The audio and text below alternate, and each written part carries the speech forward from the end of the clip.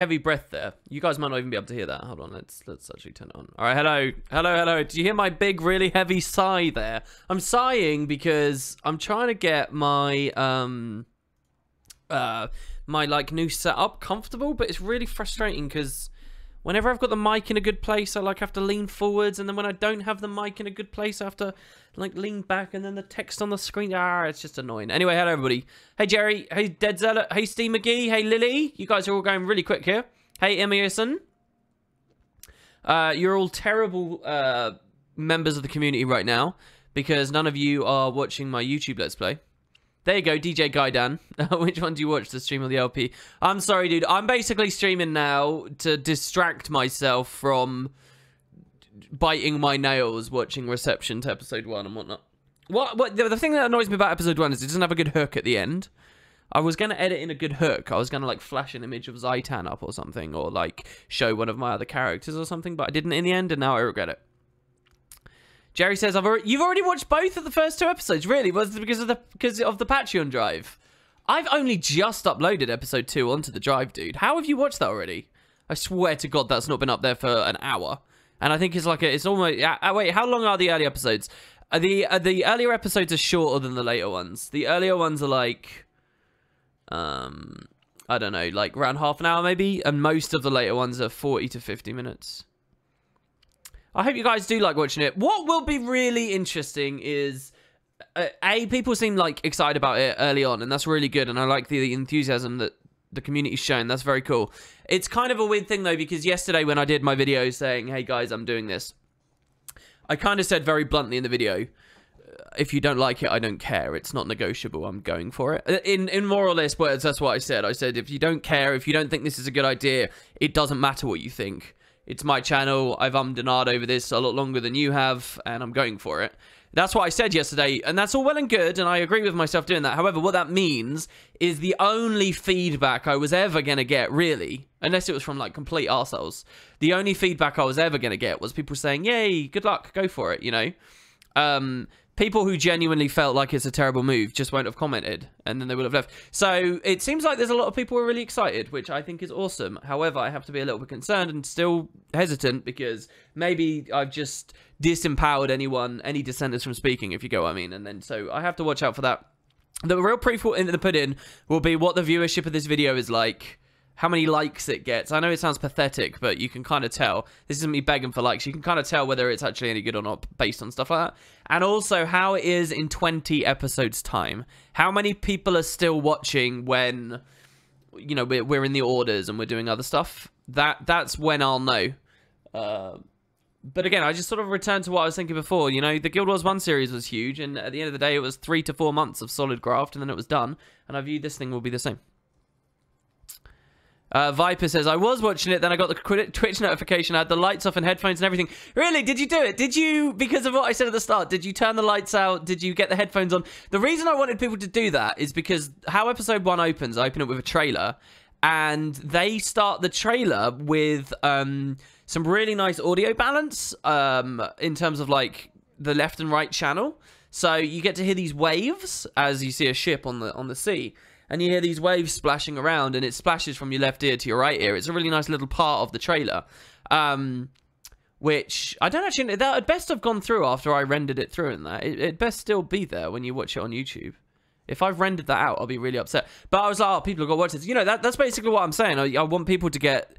I want people to get every drop of quality the devs put into various things, and if that means you should wear headphones when watching the trailer that introduces it to all, I'm gonna damn well ask you guys to. That's why I said that. Dead Zealot says there are a couple of dicks. I don't think I saw any dicks. I've watched the comments very closely. Unless this happened in the past couple of hours. There are a couple of people who, yeah, still just, even though I said I don't care for the feedback, a couple of people said I think this is a mistake. That's fine. I don't think anyone was a dick necessarily. A bit downer and a bit presumptuous to think that it changes anything, but not dicks. I don't think there are any dicks in the comments. The potato does not look like it's made of wood, false advertising. Well, it is. I don't know what other potatoes I've actually got that look like wood, because sneaky secret, they are actually all genuine potatoes. Should we have Femtato here? Let's use Femtato. Does she look like she's made of wood? She looks fairly woody, right? Fairly. This is crazy because she's like the second batch, and yet it's all still at the same place, which is just amazing for me to look. It's the internet, it's to be expected. Yeah, to a certain extent, I guess. To a certain extent. Is that Mina? Wow. Don't let Mina hear you said that. Jesus. You can't say that a lady looks like a potato. You can't say that and get away with it. Outrageous. Sorry, guys. I'm standing up here because I'm just completely uncomfortable. There was audio balance. Talk about spoilers, dude. What? Spoilers for the first frames of the trailer that introduces the whole thing? I mean, people who watch my GW1 stuff know that I opened all those series with the trailers as well, so it was to be expected on this one. Do I watch Twitch stream or the first LP video choices? Here's what you do. You watch my stream and you just have the video on in the background, very quiet, and you keep playing it, putting it on autoplay. That'll bump my retention up super high, and I'll get amazing YouTube ad revenue. You might earn me another, like, 2 cents or something. It's good stuff, right? A true fan would do that. That's all I'm saying. Meanwhile, I'm also getting that juicy viewer count on Twitch, which people will use to come to the stream, right? Yikes, the face changed. Well, we change the face every day, really, don't we? Mad Minds. Hey, everybody in chat. Was about to watch episode 1, and then I saw you streaming. I guess I'll wait till after the guild missions. Right, so quite a few things going on here today. I've got a bit of a story for you all related to the LP, and I guess I'll just jump into it straight away here. Yeah, yeah, why not? Why not? We'll do it. We'll jump straight into it. So, actually, no, we won't. We're gonna do the intro. Sorry, we're gonna do the intro. Let's find some good music. I kind of want to put Stellaris music on again. So, wait, I sent you a mail yesterday and you confused it on stream for a guild invite, says Mnemonic. Oh, really? Uh-oh. I wonder what they're trying to say. It's really hard. I don't want to be getting in whisper conversations with people in chat. Should we put some Stellaris music on? Another Apocalypse chat? Yeah? Alright, so we'll do the intro, and you guys can go watch the start of the series as well. If you can listen to the sweet-ass Stellaris music, or you can watch a little bit of the episode, right? Look, that's amazing. Look at this. So good. We will put on... Oh, it's got to be Synthetic God again. Alright, so I'll see you guys in just a second, where we'll have some fun stories. We're going to be doing some crafting. Just to tease you all, here... oh god, she's a bit messy right now, isn't she? Hold on, let's move her like so. There you go. Just so that you all know, I've got back into PvP a little bit, just a little bit. This is not a real build I'm on right now. I've actually been playing my Mesmer, but if you check this out, I now have all the Kralkatite I need, I think. I think this is all of it. And so, we're also on our last day for the achievement thingamabob. So, I know episode 2 just came out, but I'm really excited here. So, you go 2,000 of this stuff. Let's get all of this out as well. So, I'm really excited to craft some of our stuff up. If it just means turning this into ingots and not going any further because I don't have the money for all the ascended stuff, then that's fine. We have 343 gold though, and I'm just going to try to spend all of this on the stuff, okay? So that'll be something we do. And yeah, I've got a cool story as well about that trailer as well, where I think... I mean, I'm not gonna stir too much drama here, but I think back in 2009, ArenaNet might have lied to us.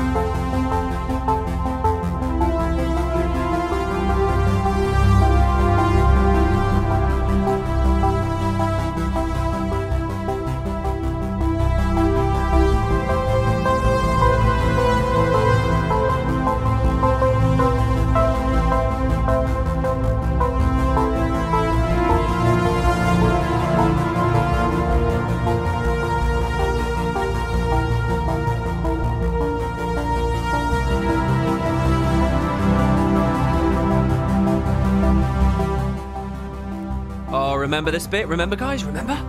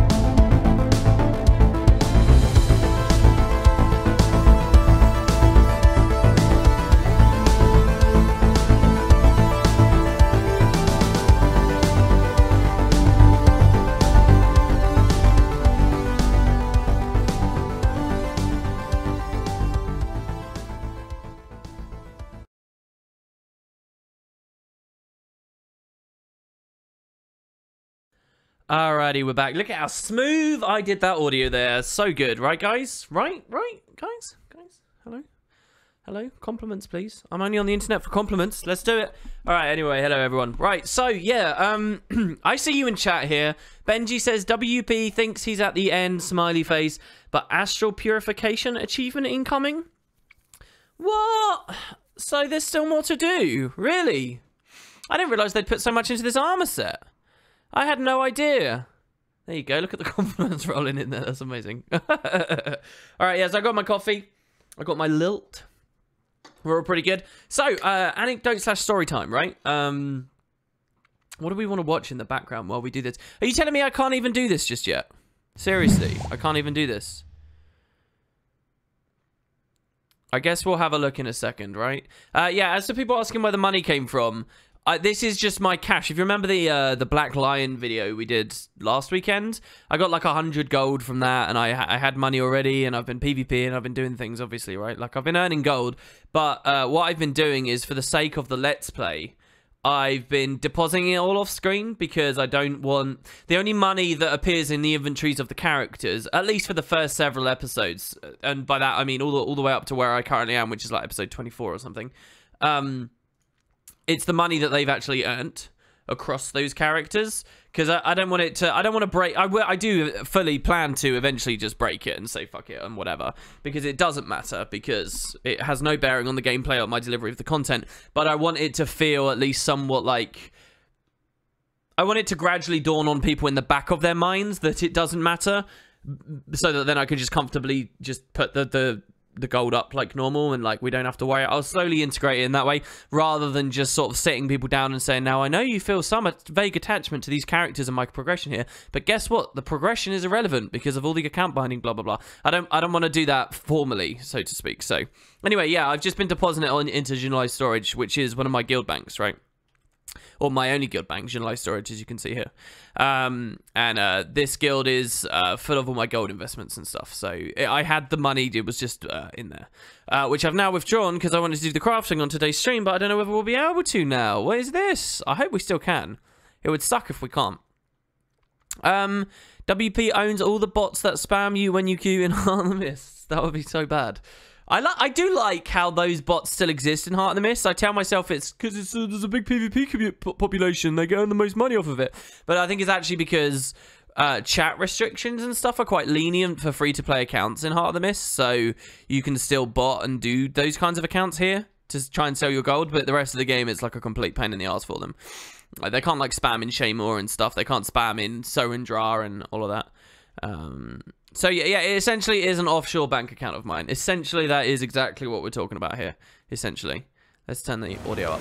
So anyway, yeah, a bit of a story for you all. I really don't know what would be interesting to watch in the background as I tell this. But I guess I'll just start, right? So when Heart of Thorns was releasing, through the partner program and just through the lovely support of people like David Ortiz and you know, the awesome people that run the partner program and interact with people, through no special leg up or anything like that. It wasn't like something I was privileged to that no one else was, but just through the partner program and through support, I learned of the existence of a media site that NC Soft hosts, where if you were, say, you know, a gaming journalist, right, you write for some kind of magazine, you do articles or whatever, you're attending a convention and news is dropping about an NCSoft game. That could be Ion, that could be Blade and Soul, that could be City of Heroes, City of Villains, it could be Guild Wars, it could be Guild Wars 2. If you are a gaming journalist, you could go to their media site and they would host assets there for you to download. It's not really something for the public, but for gaming journalists to then go rehost stuff, right?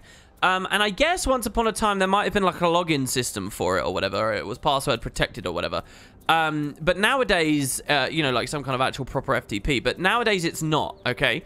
So around when Heart of Thorns was coming out, which ironically is around the same time that ArenaNet stopped using this website, but around when Heart of Thorns was coming out, the NCSoft site started hosting some Heart of Thorns trailers.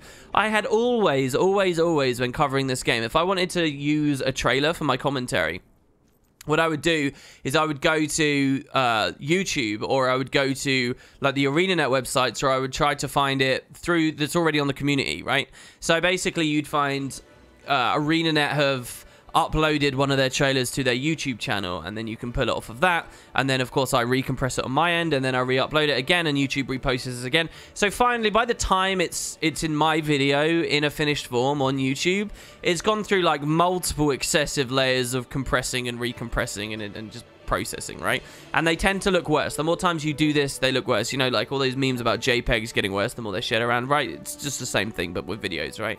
So what you really want is you want to, if you're going to do that, if you're going to get a trailer, you want it from the earliest point in the chain as you possibly can. You don't want to get it from MMO Inks as he's annotated across the screen. You don't want to get it from necessarily the guy that MMO Inks got it from. You don't want to necessarily get it from even the Guild Wars 2 official YouTube channel. You want to go as high up the chain as possible. And so this NCSoft site offers that. And when Heart of Thorns was coming out, I found out, I was like, oh, that's top. That's really good. I checked out some of the trailers. Do you remember that, like, half CGI trailer where they did, they showed off Morgemoth, and it was, like, Ritlock fighting him, and the vines sort of came together to look like an eye or a rib cage, and at the end they fight the Wyvern, and then Morgemoth sprouts out. You remember that, right? When I looked at the NCSoft version of that, I was like, holy crap, this looks really good. Really good.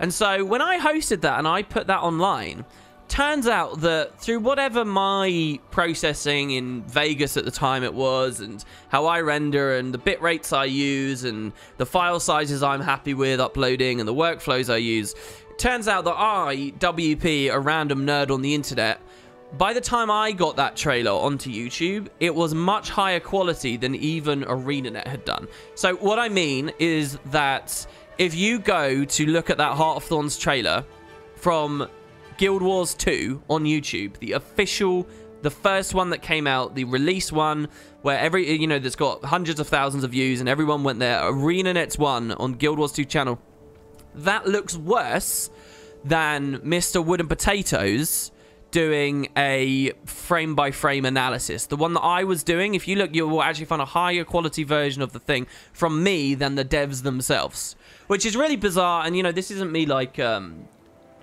to act like I'm better at putting stuff online than the devs or whatever. Like, they're going to have their own parameters that they work under and whatever. It could be misfortune and so on. It doesn't actually matter. All I care about is, hey, I can get a higher quality thing. And, around the time that, and this happened for several trailers, by the way, several trailers. Around the time that of this one that I'm talking about here, though, the Heart of Thorns one with the like semi-CGI, people on Reddit noticed and they started talking about it, and it got out that this media site was a thing, and a few more people were looking into it, and it sort of broke into public understanding a bit more. I talked about it at the time. This is actually not a new story I'm telling you right now. I've talked about this before, and yeah, it was kind of a thing, and then it sort of sizzled away, and that's that. As it so happens, I believe since Heart of Thorns, and again, I'm not speaking in any kind of official capacity here, I actually have no idea, but I believe since Heart of Thorns, ArenaNet have taken more control of the publishing and marketing sides of it. They're still affiliated with NCSoft somehow, but I think they do a lot more of their marketing and things in-house. So, like, the Guild Wars 2 friendships thing you're seeing right now, like it or lump it, that comes from them in-house. It's not really an NCSoft thing as far as I'm aware. And, like, they're more autonomous nowadays. Anyway, with that autonomy means they don't even use the NCSoft media site anymore. So, can you find the Path of Fire trailers on the NCSoft media site? No, you can't. Can you find anything really that's recent for Guild Wars 2? No. And in fact, it's kind of hard to get to that media site now. It took me a bit of Googling to actually find it, because even I deleted the bookmark. Alright, so there you go. There's all of that. Now, today I was doing the final touches on episode 1 of this Let's Play. And, yeah, the high horse. I was doing the final touches on the Let's Play. You guys are more than welcome to spam the high horse. And I knew that I wanted to start with the original Guild Wars 2 2012 trailer. I knew that. But I haven't handled that footage for ages. So I do have a personal archive on my PC of loads of different Guild Wars assets. I don't need to Google anything. I don't need to YouTube anything. I have like my own library, my own backlog of trailers through the ages, right? Through Guild Wars 1, through Guild Wars 2. I even have like saved like a friggin' little pack rabbit if you guys remember, those who follow me very closely on Twitter might remember this. For a while, the Guild Wars 1 file FTP server was exposed, and you could go into it as anyone. I think you still maybe even can, as long as you have the right information. You could go and you could browse, and it revealed the... Do you remember the Guild Wars 1 card game, physical card game they used to play at the conventions? You could print that stuff out. You could find out, and I did some coverage of that. I still have that all hoarded away, right? So I've got as many assets as I could possibly dream to have so that I can quickly edit them in and snip, snap, and, you know, run through. So anyway, so I get to today, and I'm like, right, I want to do this trailer. It's going to work perfectly. And it occurs to me that the one in my library, in my archive, is, like, downloaded from YouTube.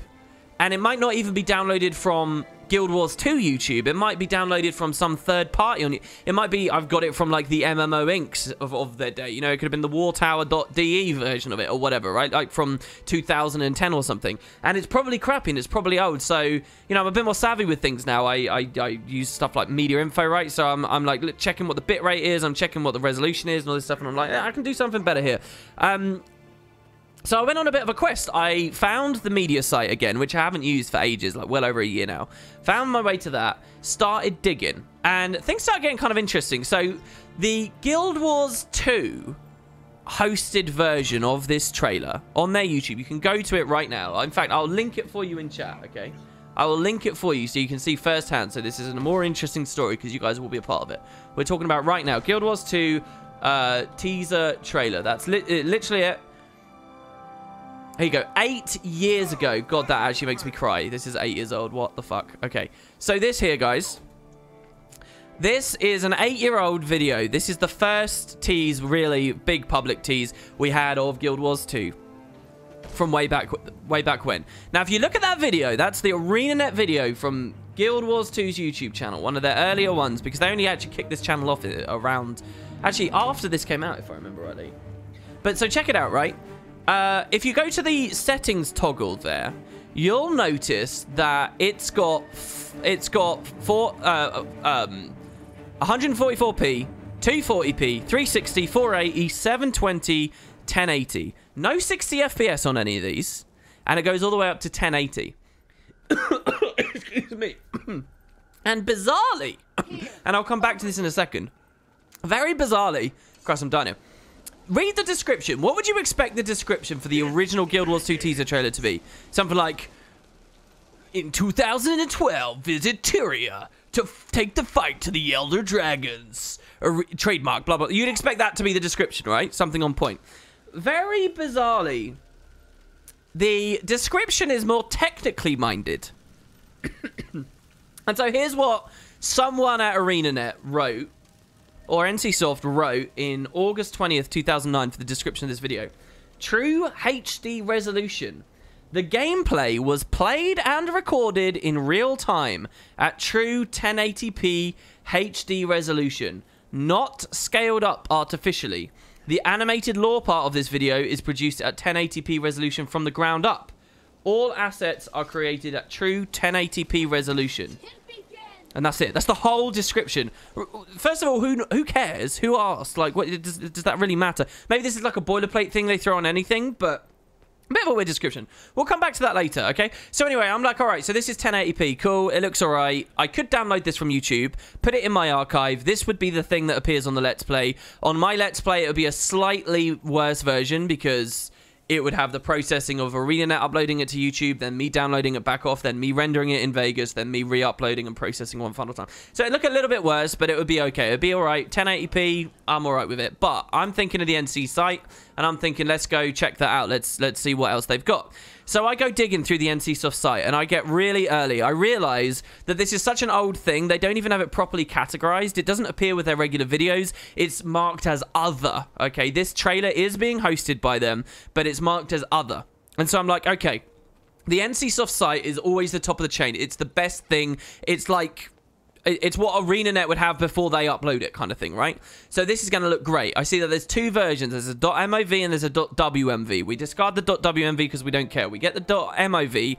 We have a look, and we realize that the best one NCSoft has, the very best one, is, first of all, when I go into media info, I notice we've scored big time. The bitrate is 4 times the bitrate of ArenaNet's one on YouTube. So the amount of detail and quality it retains in motion is 4 times higher. So this trailer looks beautiful, guys. It's really cool. You watch it, you play it through. In the very slow-moving, not slow-moving, in the aspects of the trailer where not too much motion is there and not too much detail is necessary, like the concept art bits, you can't really tell the difference between the NCSoft one and my one in my library, right? You couldn't really tell the difference because there wasn't too much movement in those parts. But when it gets to the bits where the camera is swooping through Ratassoum, or we're looking through Holbrook, or we're around in Queenstown, there's lots of movement where we're looking down the Astral Catacombs, any bit whether you're actually in-game and the camera's moving really quickly, the NCSoft hosted one, because it has 4 times the bitrate, it looks amazing. You can get so much more detail. Getting detail out of this trailer. By the way, I've seen this trailer 1,000 times. I love this trailer. I was a fan of it when it originally came out, and I was just waiting on the game. I've looked at it from a more, dare I sound so snobby, get ready to high horses here, academic perspective several times over the years. I did a video analyzing it once where I was showing off all the features and places it depicted that never ended up in the game. I understand this trailer very well. I've watched this trailer many times, okay? And so this morning, literally this morning, I'm watching one with a 4 times higher bitrate, and I'm wanking myself silly. I'm loving it, all right? I'm panting. It's the best thing in the world. My tongue lolling out the side of my cheek. Now, that's all well and good. So this, because it's got the higher bitrate, I know this is the best version of the trailer. This is the best one.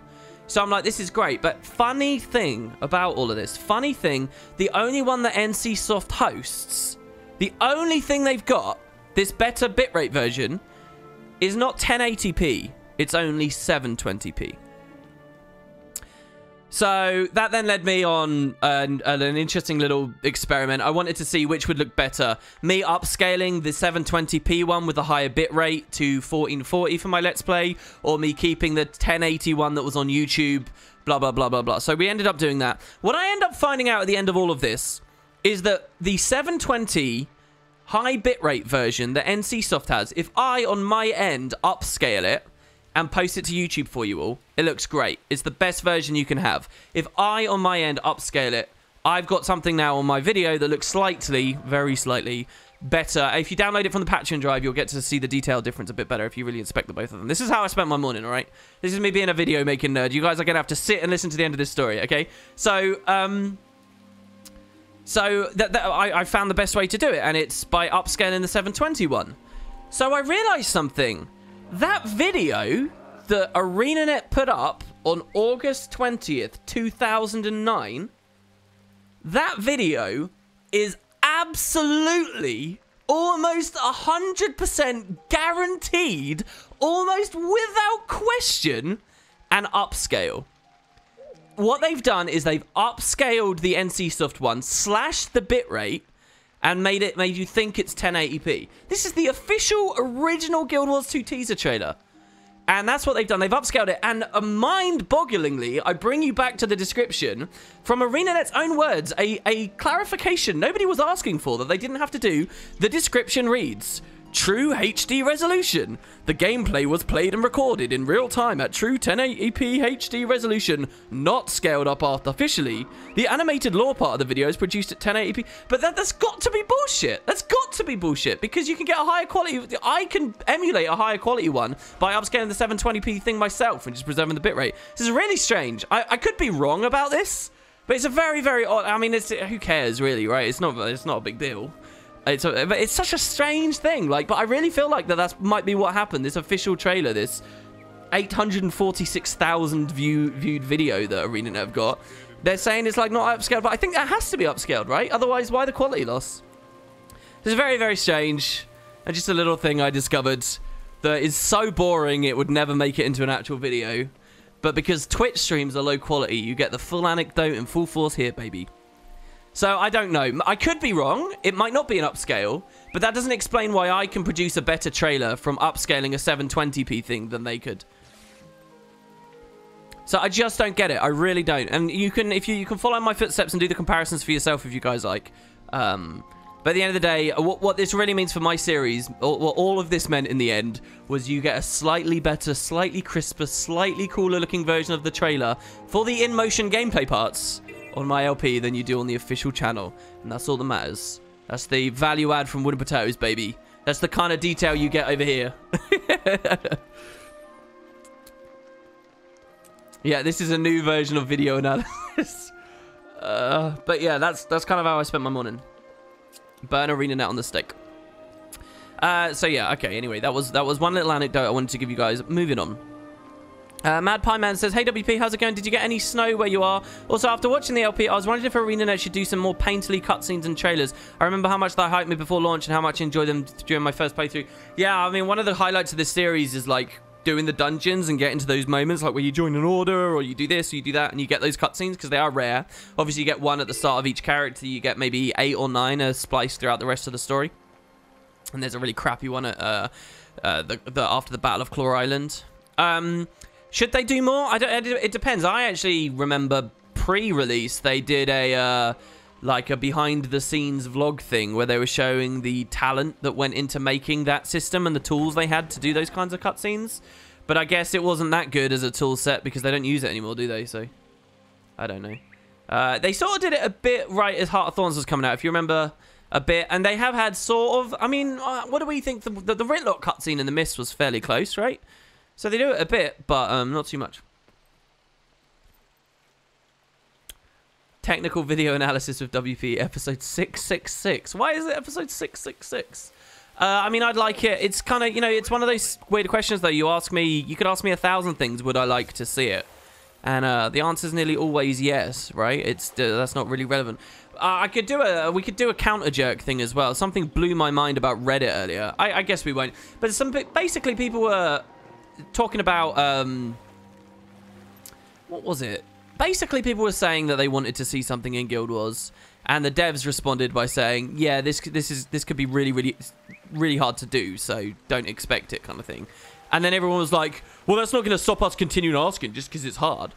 And they were like, and I just think that that's such a weird thing to say. Look, if it's not worth the time spent, of course you should stop asking about it. Maybe I should stop asking about Living World Season 1, for example, right? Like, it's something I want, but if it's too difficult to make, then it's too difficult to make. On that note, another really weird experience for me was when I was doing all this Googling, looking for these trailers and things, I actually, I came across an old thread from last year where there was a Reddit discussion talking about should Living World Season 1 be re-implemented, and Barefoot Matthew responded and Bobby Stein responded, both with some pretty clear technical information about the feasibility of such a project. It's probably like a 2-year-old thread now. It still says 1 year on the timestamp, but I think it's more like 1 year plus 10 months kind of thing. And I thought that was really interesting to look back at. I think Bobby actually said, and I don't mean to make him feel like he has to be held accountable to an old throwaway comment on a Reddit thread almost 2 years ago, but he said that there were actually a lot of people at the office who were interested in doing a Living World Season 1 remake, but it's the kind of decision a studio head makes, not, you know, the kind of just regular devs you'd be interacting with, you know, because it's such a big thing. And they were talking about that a little bit. That was kind of a fun thing to look at, but that's just, you know, that's a side note. B-Boy says that's not what he said. What did I... Who? What? Me? Who? Someone in chat? It's good to see you, B-Boy, by the way. I cracked the code. What code? Was this Barefoot Matthews comments? There was a great comment yesterday about build templates, and he said, I want them too. Oh, maybe it was a build template related thing on Reddit. I think it might have been the start of that. No, yeah, obviously build templates would be great. Don't you think it would be a good thing for at least maybe a month to be a month of reliving Season 1, make an event out of it? Well, listen, the thing is, most people ask for Season 1 back. Soulcaster do exactly what you just did there. They assume it would be easy. They think it's like it's already made and baked and it's there, so just do it. And they ask for it on those grounds because they think it's easy to do. To which the devs responded and said, you know, it's not actually easy.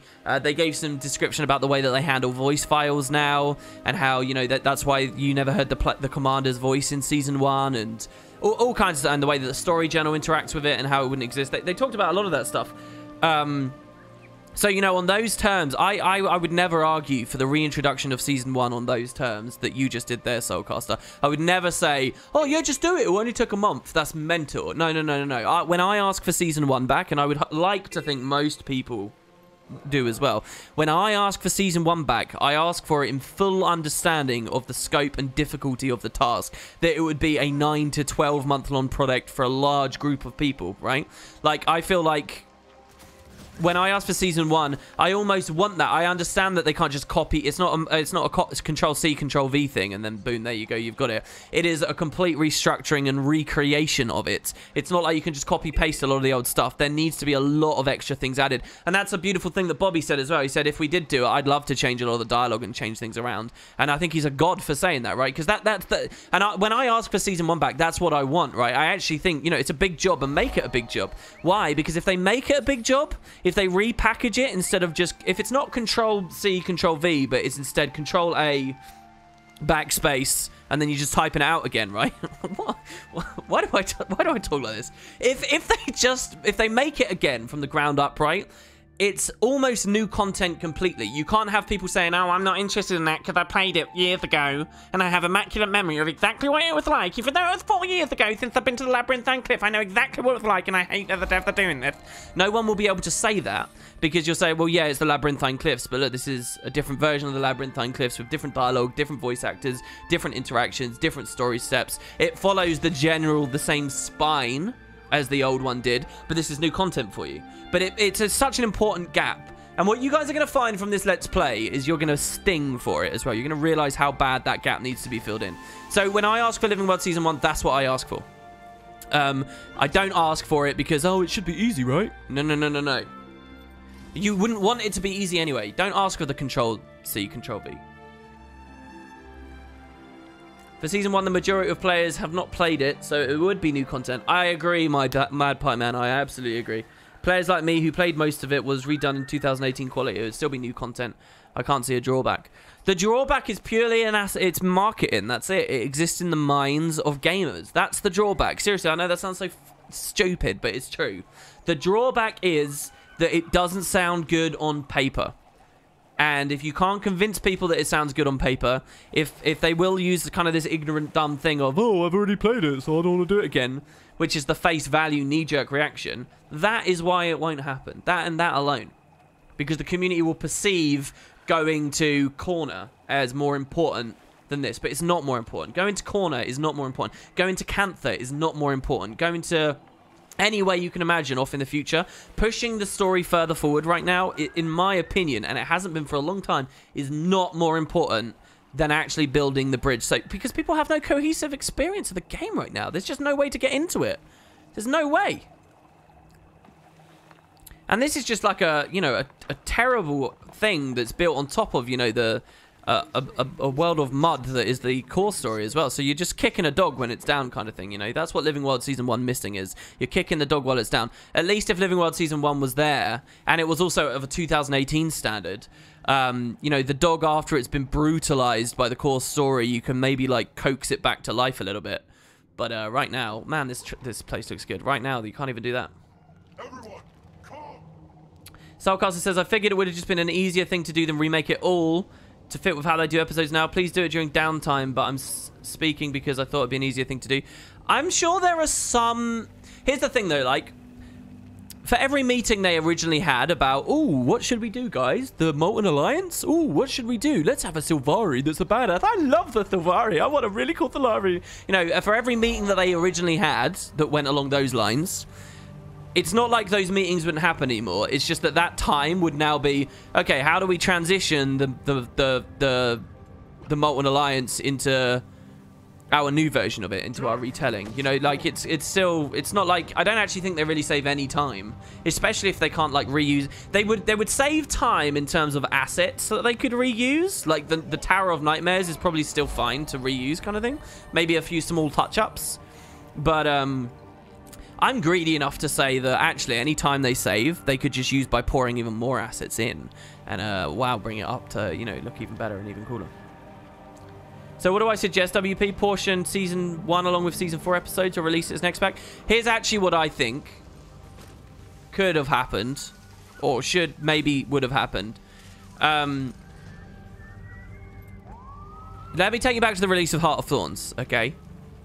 When Heart of Thorns releases, we have a company, ArenaNet, that's been doing 100% Living World, and then they've been doing 100% expansion development on Heart of Thorns. And there was a content drought getting Heart of Thorns out, and now Heart of Thorns just released. And now they say to themselves, well, shit, this isn't sustainable. This isn't going to work. We need to split. And so they do a beautiful, incredible, amazing thing at that time. Mike Z, because we now know, right? We now know. Mike Z goes off and he leads people with the Path of Fire project, right? Which is going to be expansion 2.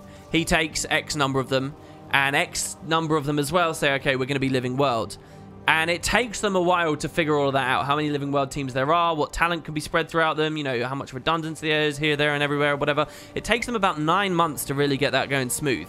If you remember Mike Z and his team, they actually started by doing the Heart of Thorns 2.0 thing, which didn't release till after Christmas, if you remember. And that was... Heart of Thorns came out in, what, August, didn't it? Something? Or September, maybe? I can't remember anymore. But it took them a while. And then they went off to do Path of Fire. So, from the community's perspective, what we see is Heart of Thorns 2 years Path of Fire. Internally, though, what you realise now is that there was actually like a 9-month period where they didn't even get the ball rolling, really, right? Or that they would have got the ball rolling, but, you know, there was turbulence, right? And so they were hindered a little bit. So, Path of Fire, if you actually hear the devs describe the Path of Fire, they say it took them 1.5 years to make.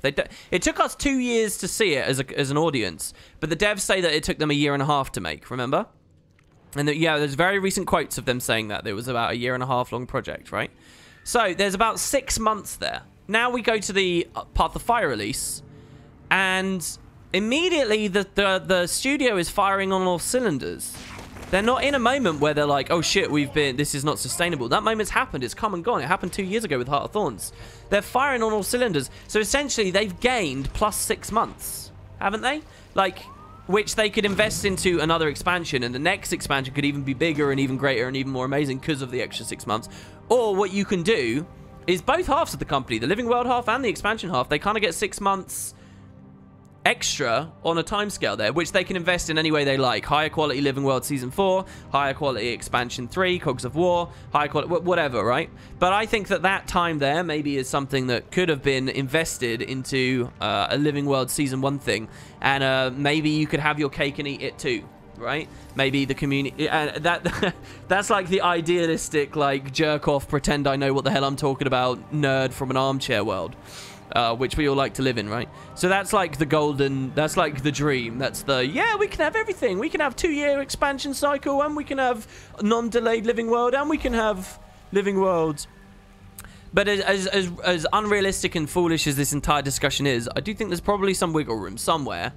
And I wouldn't mind. I wouldn't mind a delayed X-Pac 2. Sorry, X-Pac 3. I wouldn't mind a delayed X-Pac 3 for Living World Season 1. I wouldn't have minded... I would have minded more, but I wouldn't even mind too much delayed episodes for Season 4. I really wouldn't. I don't think so.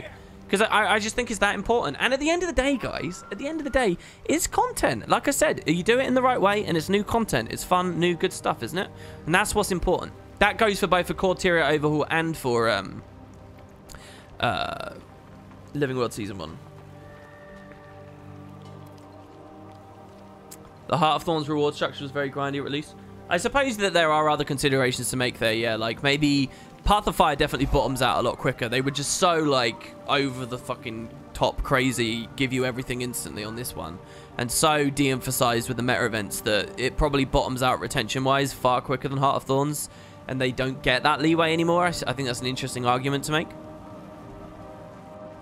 What would you like more? For them to release the same size expansion 6 months earlier, or a bigger expansion 6 months later? Bigger later. Always for me, it's been bigger later. I think that you need to do big, profound shows for people to keep the interest up, to prove that you're still relevant. I also think just economically, there's probably like an unrealistically fast expansion cycle. Didn't World of Warcraft try yearly and then they stopped or something? But I think that... WoW's a silly example for anything. Let's pretend I didn't say that. We don't need to go down that line of thought. But like, I think that it's sort of, well, let's take it to a logical extreme, and this will demonstrate to you what I'm talking about. Would I love an expansion every 6 months? Well, actually, at this point, I think even if it's amazing, the expansion is bigger than Path of Fire, and we get it every 6 months. If you present that to me, that sounds good, doesn't it? But at the same time, you suddenly realize, well, hold on, actually, people might not want to spend that much money on the game. Are people willing to spend $30 every 6 months and again and again and again? I actually think that's such a tiny amount to ask from people, but and people probably spend a lot more in the gem store. But that's all that complicates the point. What I'm trying to explain is there's probably like a threshold of where the expansions come out too fast. So 2 years feels pretty nice and steady and natural to me, especially considering we get such good stuff in the middle. Stuff like a bug in the system, Daybreak. You know, this is good stuff. It's expansion quality stuff, right? And the most recent expansion itself has tiered over everything else they've made. Yeah, you say Scarlet Resident Sleeper, right? You say that. But what you need to remember is a good 2/3 of the story. Maybe even more. I mean, I'm not going to claim to be an expert. It's been a long time. But definitely at least 2/3 of the story. Doesn't even, like... Scarlet is like a mystery. She's an unnamed, unknowable force in the background. She's a curiosity. She's the shadow in the distance, right? She's not actually... We're not listening to Tara Strong. We don't have the shrill laugh. We don't have the Mary Sue elements. You don't have any of that stuff that you might have cringed at in the past, because she's not actually even in it that much. And it's sort of later that she starts spiraling into her being a more prominent role. The other thing is as well, everything you think you don't like about Scarlet, here's a good question, chat. Imagine that Living World Season 1's coming back. They're remaking it a little bit. All right, you with me? Do you trust and it's remake? It's not a remaster. It's a remake. Yeah, this is the distinction we're making. Do you trust ArenaNet in their remake to do Scarlet better or worse? I mean, that's an opportunity as well. Because there's a chance that they could make you more compelled by her and make it seem more natural. And you know those blog posts? Like the most important backstory and stuff to the Scarlet stuff was delivered through blog posts before. Blog posts! Her interactions with Bagarth and stuff. Actually take a second to stop and comprehend that, alright? It's absurd. You know, a remake would get that shit in game, guys. And so with that, that provides so much more opportunity to provide more... balanced exposition about her and sort of introduce her a bit more piecemeal, and I don't know. What do you think? They could do it better. I'm an optimist, generally speaking. I think being an optimist isn't an unhealthy thing. So I think, you know, there's every chance you say Scarlet Resident Sleeper. A, she's not in it that much. B, they might make her awesome.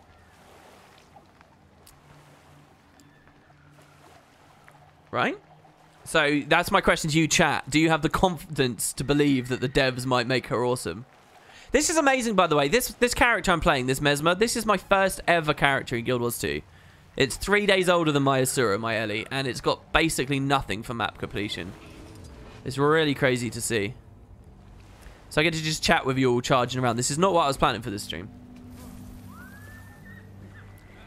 Some of you guys might be a bit bored by the Living World Season 1 topic, but if you're watching my LP, believe me, in a few months when we get to the point where it's like, oh, Season 1, oh god, a new cast of people, who the fuck is Timey, blah blah blah blah blah. You're gonna want to come back to this stream, and you'll be like raising your fists in the air and saying, yeah, preach, WP, preach, I want it. There you go. I'm predicting. I'm I'm that up myself. I've got that high of a horse right now. I can guarantee that's how you'll be feeling.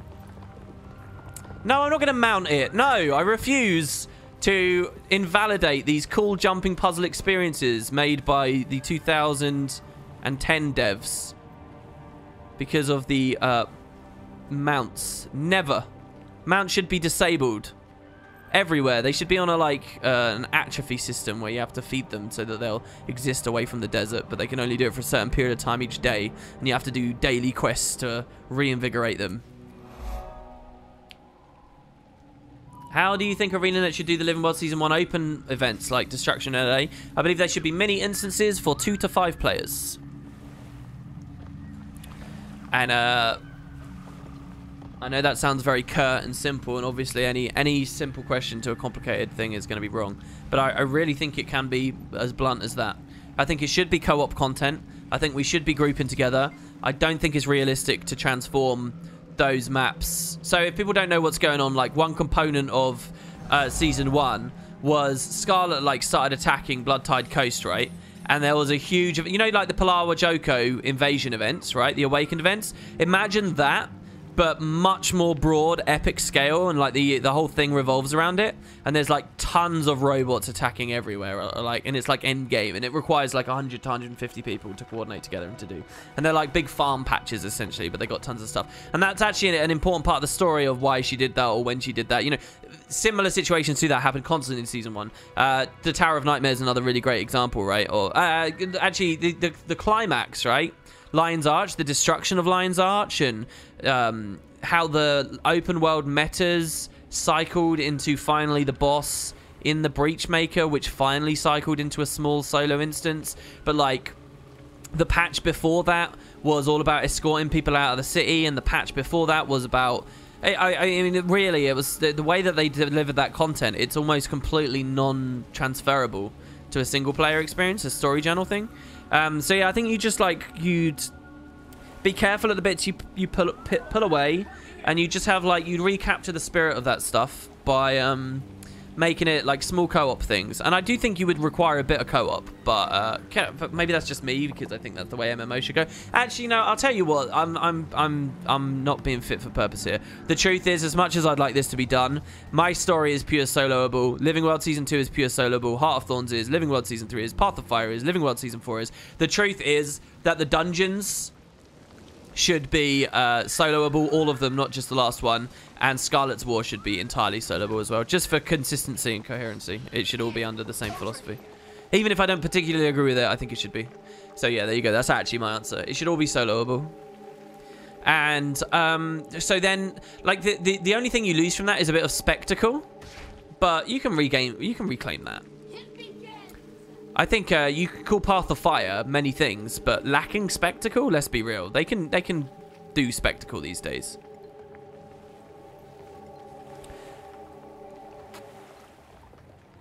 Can't you solo all the dungeons, Omega lol? It's not that I didn't want it pre-Path of Fire, but I do think it wasn't the time to do it. We needed to see ArenaNet show us a sensible release cadence. I think Season 3 Reload showed us how the game should be structured. Heart of Thorns was great, but people had issues. This wouldn't have been a great moment to go back and redo Core and Living World Season 1. We also only saw the true benefits of Heart of Thorns systems when Path of Fire came out. That's a really well-balanced approach there, Benji. You're probably right that they needed to engender some confidence in the community and like prove that they actually know what's going on and what they're doing, and that their plans can come to fruition. You're probably right, actually. You are probably right. Do you feel like enough time has now passed? You used past tense there. Do you now feel like it's time to do Season 1? Do you now feel like it's time to rock the boat a little, get Super Adventure Box World 3? I mean, I don't know about you guys. Those who followed me for many years will know this. I wasn't too hot on Super. I liked it, but I thought it was, and I've always thought it was good, and I've never, you know, tried to take away credit where credit is due. I think it's incredible and it's a real accomplishment, right? But even while believing that, I also for many years thought it was pretty overhyped, right?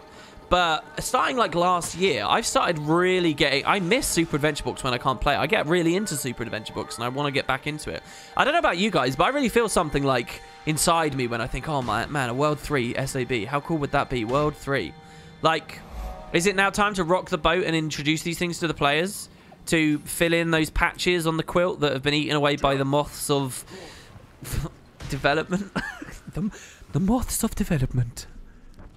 Today, on the Moths of Development, with your host, Wooden Potatoes, we'll be talking about MMO design over the years. It'd be nice if the old Living Story events like Marionette and Lion's Arch fight came back once in a while. No, I don't want them to be on like a rotation. No. I think Marionette works as a world boss, probably. I mean, that's not too hard, is it? Shatterer, I mean, oh god, guys, imagine this. Here's another really crazy thing. I mean, I shouldn't get myself too wide-eyed about this stuff because it's obviously not like we have no indication it's even remotely going to happen. But do you know what else they could do? What else came with Living World Season 1, guys? What else was awesome about Living World Season 1 and the development of the game around that time? Somebody tell me that is some of the best stuff that's ever been in this game. And they don't really do anymore. And I'll make it really easy for you. It's because raids now exist. The Queen's Arena. Well, yeah, I mean, that's I guess, to an extent. Fixing signs? Yeah, they don't do fixing signs anymore because raids are in the game. Yeah, they don't do town clothes because raids are in the game. Yeah. You guys are, you're well up. You're getting it perfect here. Sorry. Oh yeah, I'm getting tweets at the moment because as I was digging through the old NCSoft stuff, I found like all this promotional imagery for like the collector's edition of the Chinese version of the game, and it has like the Chinese mug and stuff, and I really want it. So someone was telling me about the Chinese eBay. Is anyone on stream Chinese or knows a Chinese person that I can like literally pay to buy me and ship me the Chinese collector's edition? Dungeon. There you go. Tekken Worm, Mad Pie Man. That is the sound of a high five. Boom. Yeah. Tekken Worm. Okay, you guys might not remember this. Worm, I was probably better at, you know, in my heyday or whatever. I spent more time on Worm, and Worm is amazing, and don't get me wrong, and blah, blah, blah, blah, blah, blah. However, the tech overhaul, the feeling of fighting that big, badass, dangerous, interesting boss when the battery events were all a real challenge. Honestly, guys, the tech. I hate seeing what tech has become. I really hate seeing what tech has become because of power creep and just not looking at it. I really want just to... I don't want anything major. I don't want, like, new art and things. I don't want them to, like, do some crazy different thing here. All I want them to do is just do a quality pass on tech and bring him back up to that badass level. Because here's what happened, right? ArenaNet in 2010 are making this MMO, and they're like, yeah, let's do these world boss things. Yeah, that's sweet, mate. Yeah, cool. Let's do Shadow Behemoth. Let's do Jormag. Let's do this. Let's do this. Let's do this. Let's do this. Oh, wait, we didn't have a combat system in place yet. Oh, wait, we have no perspective for actual PvE balance. Oh, shit, all these bosses have spectacle. The Shatterer looks like a badass. The Shatterer features in our trailers. The Quartal features in our trailers. We have spectacle, but no substance. Oh, rest in peace. These bosses aren't actually good.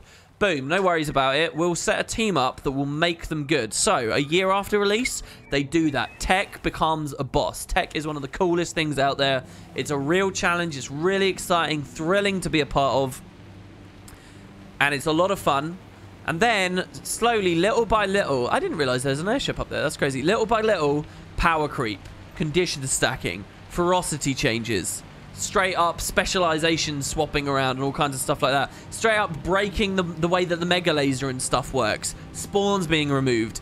Bit by bit by bit, we return to the state of launch where there's spectacle but no substance again. Yeah? I don't want that for tech. I don't want that for Jormag. I don't want that for the Shatterer. You know? I don't want them to be, you know, radio voices in a digital world. I want them to be good. So, a Living World Season 1 pass could do that. It could go back and have a little cheeky little look at them.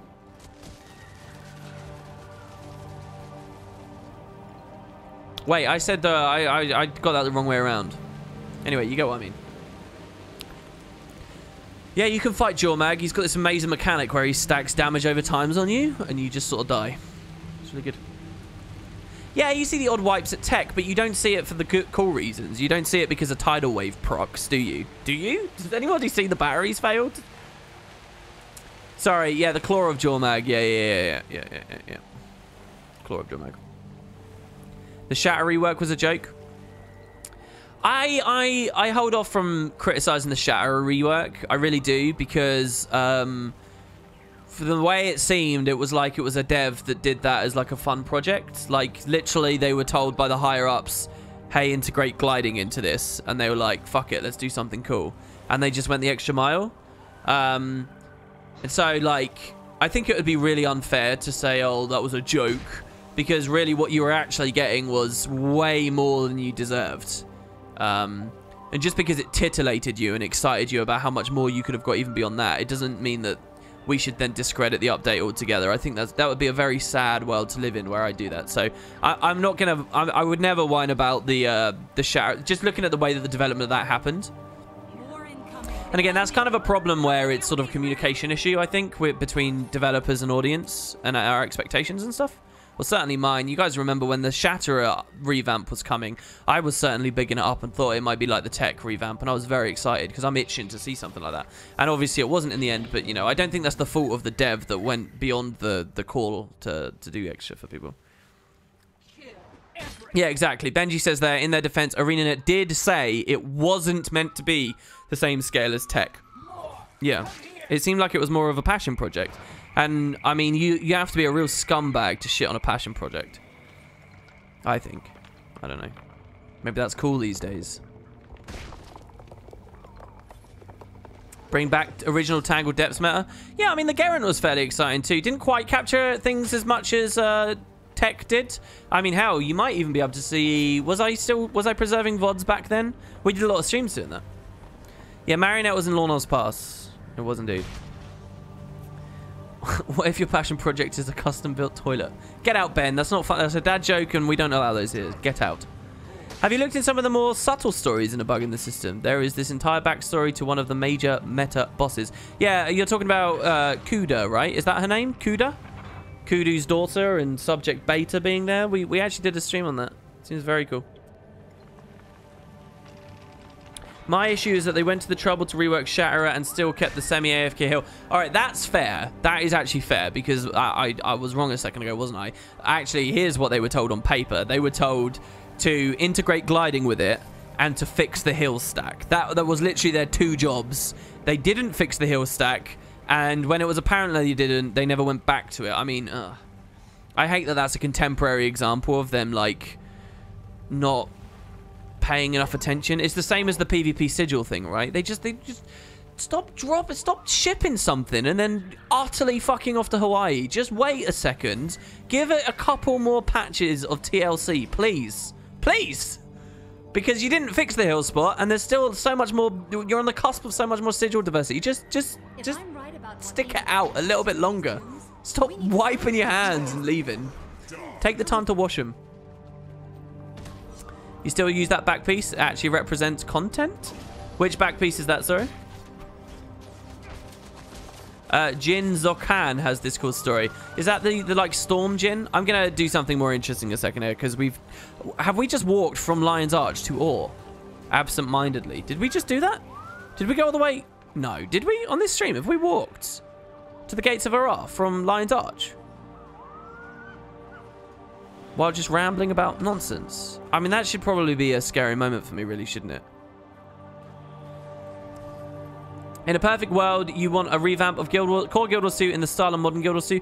Absolutely, yes. And I would also want it fully acknowledging and with a view to add PvE leagues that periodically reset the economy, people's levels, masteries, disciplines, all that kind of stuff, so you can have that fun experience again. And slowly re-release content through the leagues as it goes along. There's so many cool things they could do with that. But yeah, like that is like my dream. Personally. Can you imagine the personal story? Can you imagine the Zaitan arc with the contemporary execution? Oh. Scary because you actually did go from LA to Ore. I do that when I play story. We actually have some Guild Wars 1 music on right now. Right, what else was I going to do on this stream? There was actually a lot I was going to do on this stream. I was going to PvP and stuff as well. So, the Upscaling Lies story. Okay, the Kralkatite. The Kralkatite. Okay. All right. We're totally going to do this. Hold on. Hold your horses. Let's break combat. Let's go further south still. The Astralarium. Remove metas.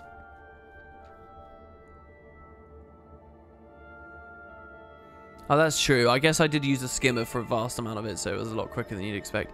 Right, we're going to go to speak to this lady and see what she says. That was an attempt at a Bilbo impression. Let's not talk about it. Propaganda out of the historical records. Do you have a death wish? They'll burn your corrected versions when they find out, and then they'll burn us. I'm glad you agree, Ventura.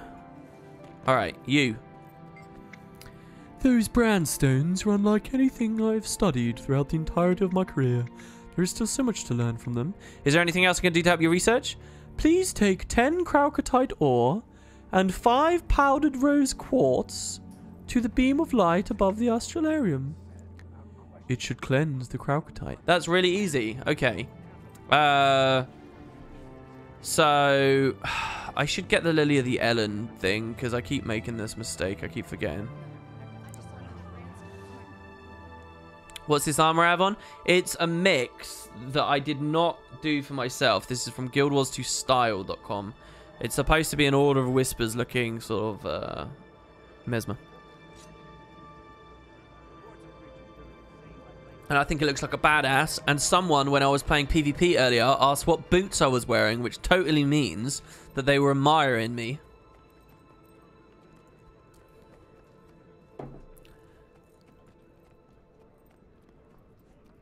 Am I going for the most rare skins in the game? Absolutely not. Okay, so we withdraw this. And then... Where did I put the lily and stuff, though? Lily? Oh, I do have it. There you go. Okay. And then it was powdered rose quartz as well, right? Rose. Okay, which we've got a stack of. Okay. We're going to need ectos as well. I know that we're going to need ectos, so I'm just going to buy like a couple of stacks. Luckily, ecto's worth nothing anymore, so... It looks good because I didn't make it. Hey, I made my frog and stuff, okay? So what is ecto worth right now? Look at this. 15 silver, baby. There's actually a huge difference between buy and sell as well. That used to always just be a copper. That means the economy's not even being traded that much, doesn't it?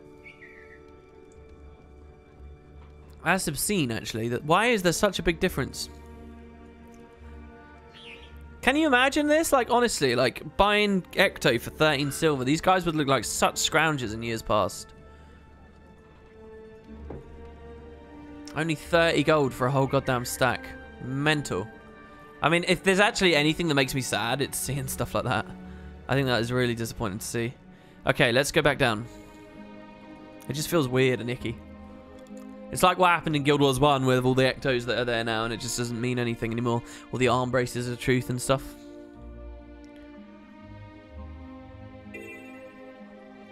Because ectos get shit into your bags and you don't need anything.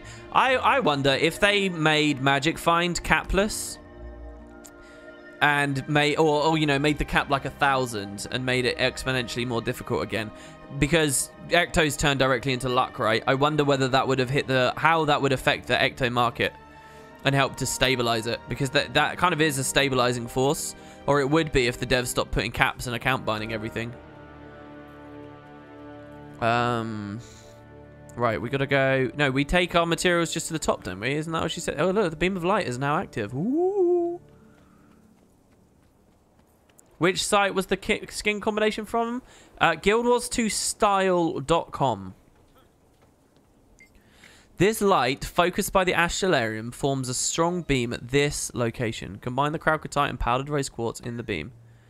And we get blazing Kralkatite. Bring this to Yasna in the Astralarium. Okay. Oh, we can't fall through that. That's actually really cool. Yeah, it's a cool site. It's good for creatively bereft people, such as myself.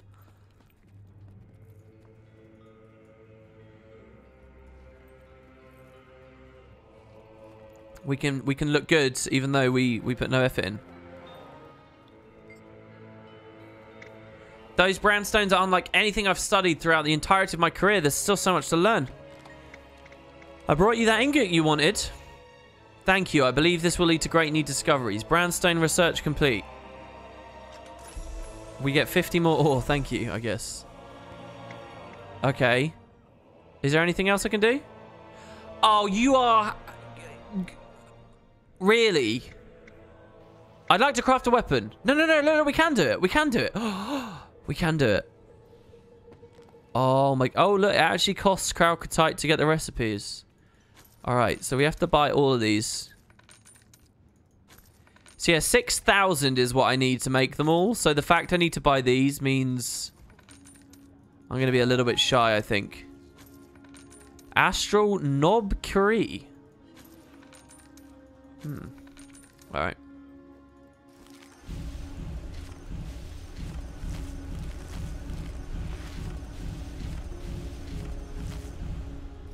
Awesome. You can never have too much treasure. Okay, let's deposit all of that. Alright, okay. We're finally here, guys. We're finally here.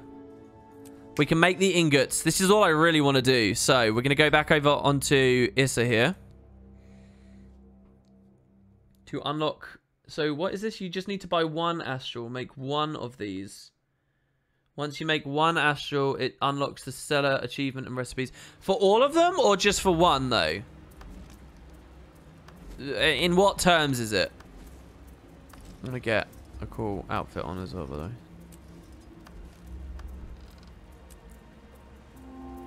Badass. For all of them. Really? That's stupid. Why have they done that then? I guess we'll just get them all for completionist's sake, because, you know, we need to know and do everything in the game, right? So, I guess it makes sense.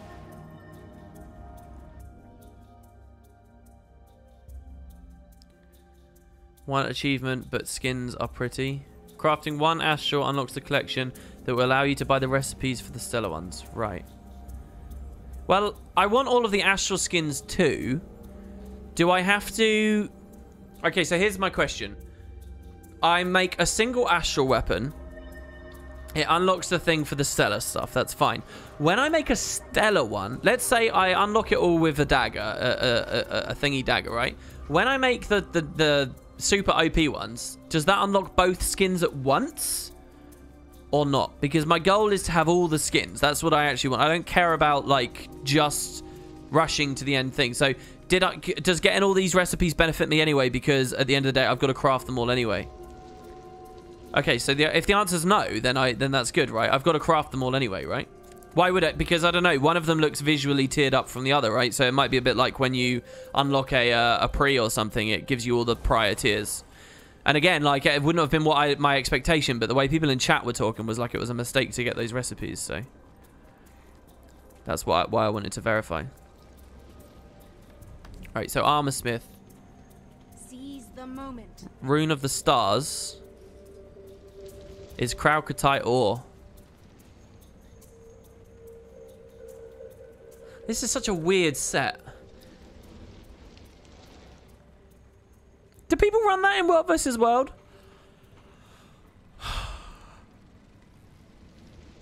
Oh, ArenaNet. If only they just split the stats away. If I could choose whether I cared for Celestial or Power or Precision or Condi damage or whatever, if I could choose, then you might actually run that on some stuff.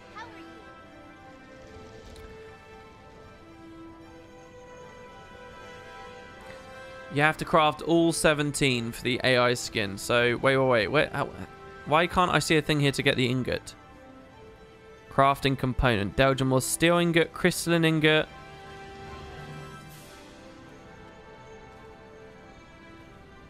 Shouldn't it be here?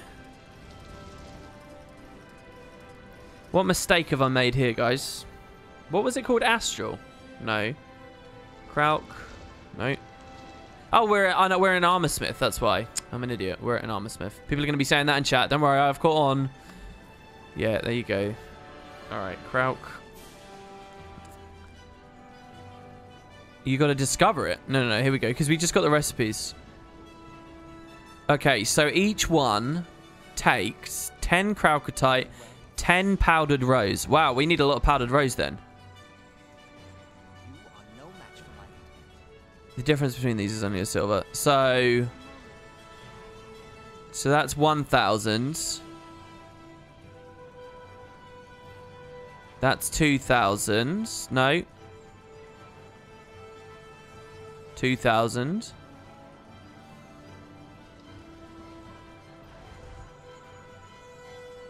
3,000.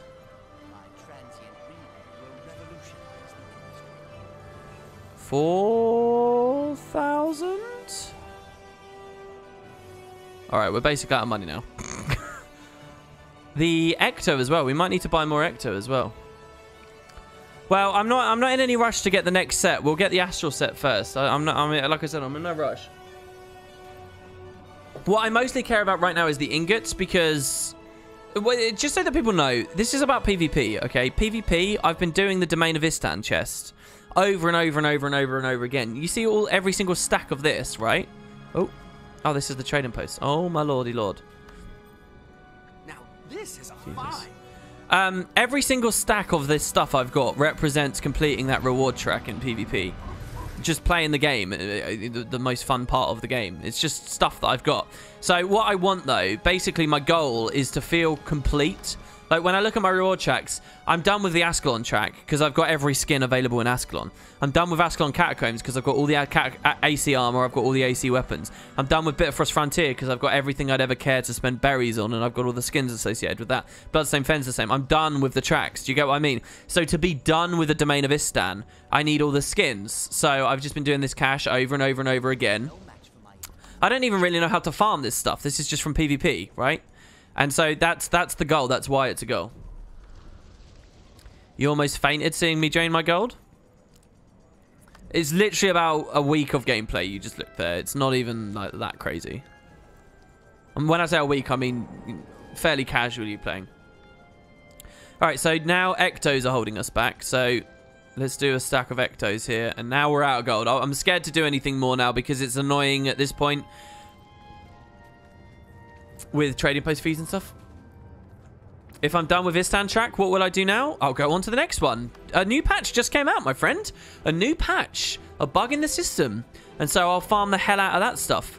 I could also, in theory, by the way, just eat the Kralkatite and have absurd levels of volatile magic, which would mean that for the rest of the season, the second any release comes out, I could just have like the infinite the tonics that come out, the combat tonics that come out, the whatever. I could just have it straight away. I could have any new sigils, any new runes. I could just grab them because I'd have so much volatile magic. But again, like I don't plan on quitting. I'm gonna start playing Mesmer next season, so I will. I'll just have all of that going basically. All right. Anyway, Kralkatite ingot. So we're now limited by powdered rose. Alright, well, we just have to do it. This feels really good, I gotta say. It's a shame we can't look up my bank as I do this, and you see the stacks going away. You don't think bugging the system has any material progression like Istan did? It has 2 achievements that are awesome to go for. Oh, a whole stack of ore is only about 1,000 magic. Is it really? Okay, so we don't have to feel too bad about that.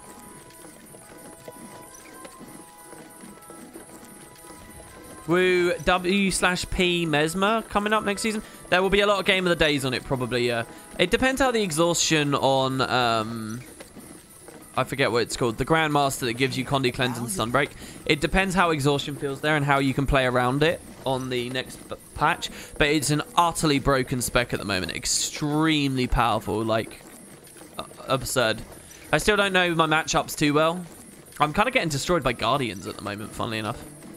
Bursty, Greatsword, and Hammer Guardians are kind of cleaving my stuff down too quickly. But yeah, it's kind of like a slightly weaker version of Condi Mirage that I was playing in Season 9. It's weaker because it doesn't really have so much stealth utility, but otherwise it's still like obscenely powerful. Where did I end up? Top 30, 37? Something like that, I think? 35, 37? I had some frustrating losses right near the end, and I actually thought I'd decayed. I was probably a couple of hours away from it. I stopped playing very heavily right at the end. I don't know, flaking out. This is cool. Look, we got a stack of ingots. Look how long this has taken to roll through. So each weapon takes 50 ingots, I think, right? So,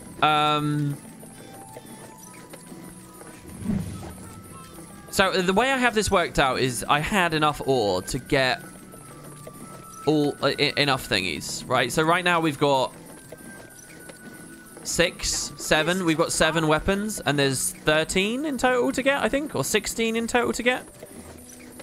But yeah, it's 50 ingots per weapon. How do you feel about the Griffin compared to the rest of the mounts now that you've played for a while? Do you notice that you play the different mounts pretty equally? That's a really cool question, dude. I actually think, yeah, I play them all with a really good balance, actually. I really do. Actually, fucking fair play, to be honest. You saying that has made me realise. Fair play to the team, because the devs, because actually, I do think I play them all in a reasonable balance. None of them are left to the wind. A lot of people bag on the skimmer, but I mean, you saw me using the skimmer a lot today, just wandering around. I use the Griffin on occasion, not all the time, but on occasion. And it's not out of like some like desire to not use, maybe the Griffin. I do use the Griffin a bit less because I cognitively tell myself I don't want to use it too much. But I do a balance of all of them, I think. It depends where I am, obviously. The more Path of Fire stuff is, the more Springer stuff. Elusive Mind, that's it. I don't know whether you could ever get rid of the Condi Cleanse Mortralis. It depends, right? Like, it's very difficult talking about PvP balance. I really hope that the devs have got, like, something of a grasp. Because, like, here's the actual story. The story is Magi's Amulet's going away. And what this means is that Firebrands, and frankly, many supports, actually, are going to struggle keeping up Scourges. So if Scourges feel the pain too much this patch, you might see less Scourge activity, and less Scourge activity really pushes us into a heavy power meta, because there's not too much other Condi around beside that. And in that world, then the Elusive Mind nerf is not too bad, because the Condi cleanse isn't that important, because all the Scourges aren't around so much, and you can deal with a little bit of Condi through other ways, right? So that's the actual story. It's actually about the competency and potency of the Firebrand Scourge combo. But there's another side to it, that the devs are still buffing blood next patch, which means that Scourges might be self-sufficient, and Scourges might support one another even stronger than they could before. If the blood night, some of them will call it a dream, but there's the blood nightmare, isn't it? Season 11 could be the blood magic nightmare, where you see some abominable, where they actually butcher the game a little bit, because there's no, like, duo idea for the big team fights. It's just stacking blood Scourges, which will be disgusting. And in that world, Elusive Mind will kick the Mesmers in the teeth pretty hard as well. So you might even see less skirmishing going on, diversity in skirmishers. So it could be really bad. I think the blood magic buff is a fucking insane change. And I don't know really whether they realize what they're going for. But hopefully, I mean, it's speculation, right? There's a lot of moving pieces all at once. All they could technically do with a balance patch is change one element of one meta spec, and you could see it domino all and fall in a different direction. If the population was there and people were there to speak and think about the scene. And they change a lot of stuff all at once next patch. I'm not saying that that's what they want to do, but yeah. Right, I want to make more. We still got all these here. I want to make more, guys. Right, so maybe we sell some stuff. But I don't have much to sell, because I made freaking Binding of Ipos recently. And I haven't PvP'd much since I did that. I mean, you just saw me basically spend all my money. I've got 70 Ecto, 31 coins, 67 clovers. These clovers are amazing. If you PvP, you like never have to deal with clovers, because they're just constantly rolling. It's amazing. I don't really have anything that I can transform into gold here. I got almost a stack of dust, but I kind of want to keep that. Why not share the love with the spares? You just tuned in and for the briefest moment thought I was speculating about Living World Season 11. Ha! What, Season 11 for the Living World? Christ, dude. I mean, what? We're Season 4. Let's say next X-Pack is Cogs of War. Which would mean Season 5 would be like Char, Legion Homelands, and like east of the Blaze Ridge Mountains and stuff. Let's say that X-Pack 4 is Cantha, which would mean Season 6 is Canthan regions. Season 6 would be Cantha done. Let's say the expansion after that is the Gloomy Depths, and it's all about the depths of Tyria. That would mean Season 7 is Underground. Let's say expansion 6 is the Underwater and Deep Sea Dragon expansion, which would have us for Season 8 Underwater. I'm literally running out of ideas now. I don't know. I don't know.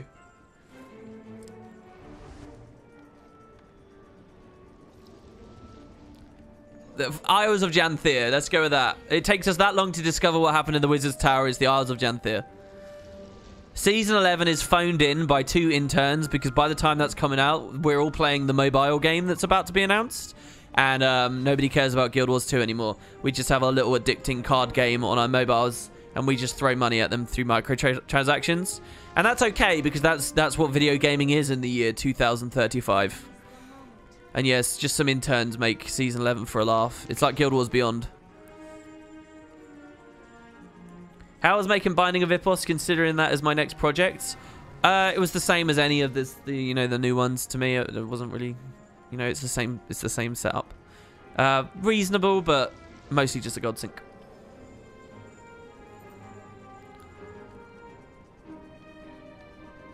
Underwater with the new physics has a lot of potential. Dan, my man, Dan. You're damn right. If anybody's seen that cheeky game Azaric of Parathia, you may remember there's a big bit with a whirlpool that you can get sucked into. I want to see that interior, man. How cool would that be? What are we doing? We're crafting Kralkatite. I'm basically coming to terms with the fact that I'm poor now. So I can't even make all the ingots. I'm going to actually have to start playing this game again. So yeah, anyway, that was one of my objectives. And what, I have to go back to Lady McLady face tomorrow. What's the other thing? So Marshall's Astral stuff. Right, so what do we need? We need... Oh my god, each of these costs 50 as well. Wow, wait, guys. Can we just be clear? Can we just hold up? The Marshall set is 50 ingots each. And the other set is 50 ingots each? Are they both 50 ingots each? Oh, this is actually a huge project. This is like Ambrite weapons. This is actually really cool. I loved getting Ambrite stuff originally. What's the second set called? Celestial. What's it called?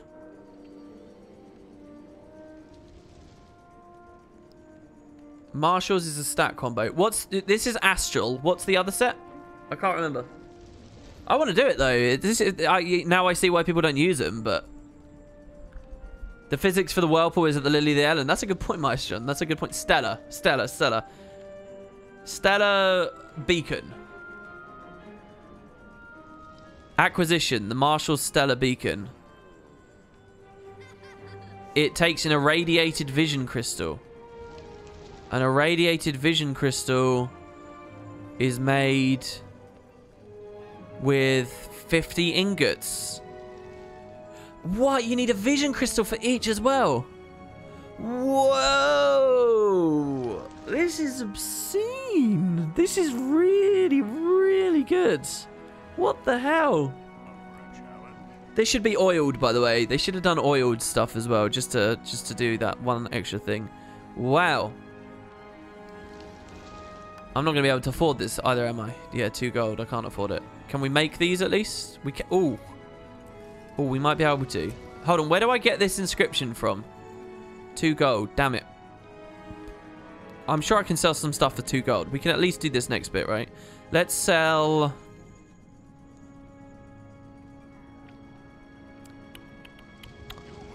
I've actually left myself so little to sell. I've been building up flax, right?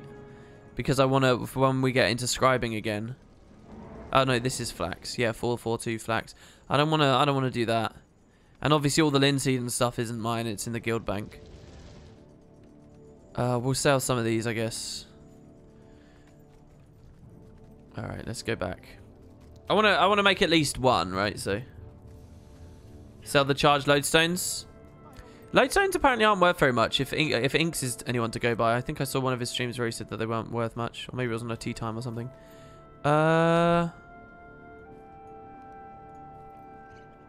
Let me see. I'm actually blanking on what it was that I pulled out of my bank there. I just redeposited, didn't I? As I walked over, I redeposited, didn't I? I should just quit. I don't know why. I don't know what I'm doing. I don't know why I stream. I don't know why I pretend to have any sense about me.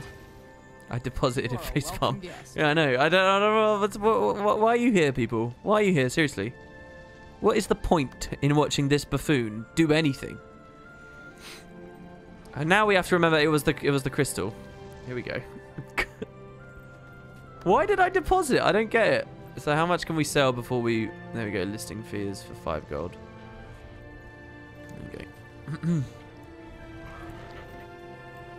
It was your stream last week. Charge was 1 gold, 50 silver when you looked at it. Oh, was it really? Oh, damn. Okay, all right. Well, maybe it is worth a lot then. We can sell those two then. I will go get those. I'll sell those because this isn't going to give us that much. We'll get rid of all of our charged lodestones. We don't need that dust for the crafting, do we? I don't think we do. And that should just give us enough buffer to make a couple of thingies. Oh, we have to discover the description. Oh, did I get a donation? I'm sorry. Hold on, let me... Oh, too much is happening. Look, when I actually have to try and play the game and not just rant about inane topics, it all falls apart. Can't be dealing with this, guys. Can't be dealing with this. Okay, charged lodestones. Hey, Ewendell! That's so cool, dude!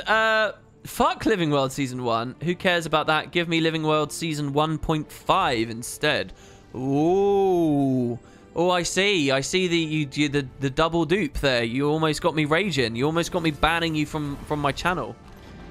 Give you Living World Season 1.5. I see. So, what you want is... you want an expanded version of the Dead End Bar instance. So people that don't know, after Living World Season 1 was over and while we were waiting for Season 2, it was a bit of a wait. And the devs put in a mini instance that was tacked on to the end. That was like a recap of everything that had happened. It was pretty fun, but it was basically an entire patch that revolved around just sitting in the Dead End Bar, a location we haven't been to at all ever since. Actually, I don't think the Dead End Bar features at all in Season 2. It certainly doesn't feature in Heart of Thorns. It didn't feature in Season 3. It didn't feature in Path of Fire. It hasn't featured in Season 4 either. So that was the last time we got to go there, I think. It was a cool location. I wonder why they decided to move us away from that. Oh, who am I kidding? It probably didn't. It's just happened. But yeah, okay, so we make... Wait. What weapon do we actually want to make, by the way? Because it doesn't have to be Weaponsmith. It could be any. What is the best looking one, guys? If anyone's got a strong opinion about a weapon that we should make, Astral into Stellar, tell me now in chat. I'd like to hear it. Whoever has the strongest opinion. Why did we just get a mail?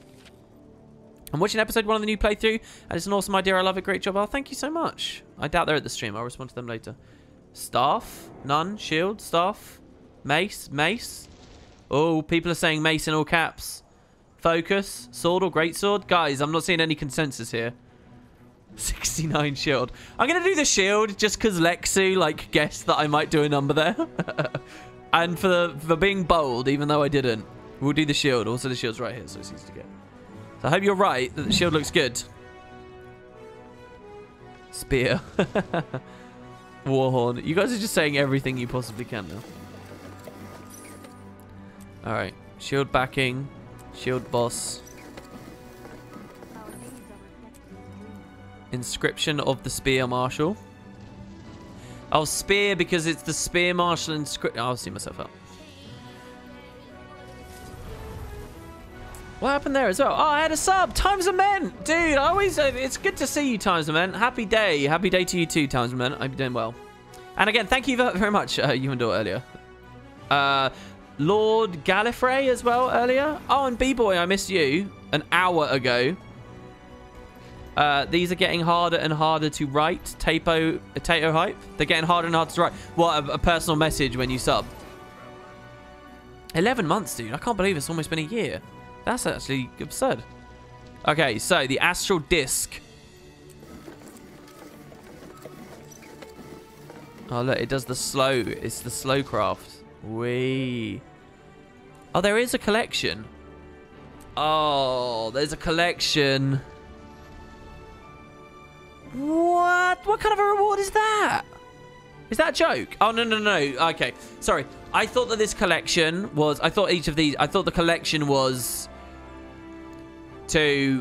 This was for getting all of the astral weapons, right? And you'd get a reward for having all the astral weapons. I thought that that's what this was. And so then the reward for getting all of them was a component to craft another one. Would have been a proper slap in the face. But this is a collection to begin even making them in the first place. You think you can purify Kralkatite through a confluence of astral energy if focused correctly. You are a welcome guest. Are these daily? Again, is this like before? Spirits of the wild welcome you. An onyx mirror, a molten mirror, a destroyer mirror, a glacial mirror, a crystal, a corrupted, and a charged mirror. I'm guessing lodestones. Place the charged mirror above the field of the hopeful. In the bluffs above Palawadan, overlooking Champion's Dawn, high above the Modri Caverns. This is funny thinking about mirrors and stuff. It makes me think of some of the Baltec dialogue talking about reflections and stuff. Place the mirror in the Churia Fields. Place the molten mirror in Jacumba's Legacy. Atop the Mordant Crescent Great Hall. And finally, take Yas's notes to Oasil in the Astralarium. I'm guessing that this is what will unlock tomorrow, right? I'm guessing it'll be... Oh, thank God that music's over, by the way. I'm guessing it'll... Because what's happening is, because of the Let's Play, I have the interval at min. So we get the music loops very quickly. I'm guessing that triggers and that's a freebie. Is there actually a collection to get all of the astral stuff afterwards, by the way? Royal says Season 4, Episode 1 feels underrated because of the giant meta events and all. You think it's underrated? I think it's probably didn't splash as much as it could have and should have and deserved to have. Definitely. I don't think this is daily. It uses each of the lodestone types. Yeah, okay. So maybe we can do that on another stream or something, or maybe I'll do that off screen. This is extraordinary. I have discovered that I need to double. If I want everything, I need to double the amount I do the Istan track. I need to do all of that PvP again now. Which is fine because, I mean, I'm working on the legendary armor anyway.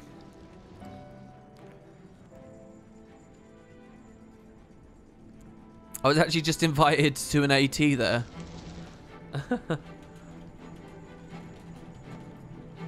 Doing a PvE stream though, so. Yeah, so what was I going to show you though? I was going to show you the something somewhere. These here.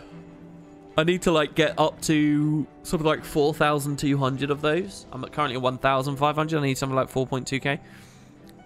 By the end of this, guys, we'll have all the Astral stuff, all the Stellar stuff, and 3 sets of legendary gear, which hopefully will have those pretty new skins. There's no collection at all. That sucks, man. Why isn't there a collection? ArenaNet, why? Why didn't you do a collection for the cool new exciting thing? I'll tell you why Ambrite weapons were really fun. They were fun because there was a collection. ArenaNet. That sucks. Dosty, nobody's going to invite you for ATs if you run all trap DH, man. Neither Wiki nor Dolphy suggest one. The collection you enjoyed most was probably the back piece from under the volcano map. Oh yeah, the one that I run on my frog. Yeah. Okay, well that was cool. We could make some more. Should we make some more? These are all pretty cheap. It's just inscriptions, right?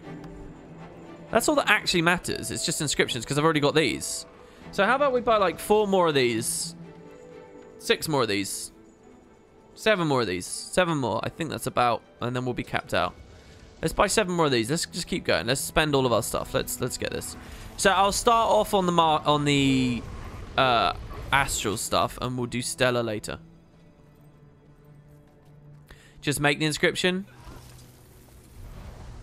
The new backpack looks a bit over the top. What new backpack? I've seen the Inquest one, right? Isn't that really small? Alright, so what else? We got the sword. Can make a sword. That just proves leaderboards carry little meaning. What do you mean?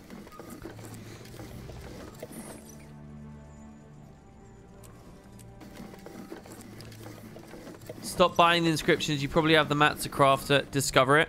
Well, not if it's rose thingy, because I've ran out of powdered rose, and I'm guessing it would be that. So it would be a discovery recipe, would it? So what? A pulsing brand spark, eyes of Cormier, ectos. I don't know. What would the other thing be? I don't know. What else might it be? This is kind of funny. I do like discovery. It's funny because if they did something, if they'd worked things just a little bit differently with Guild Wars, the crafting would be so good. But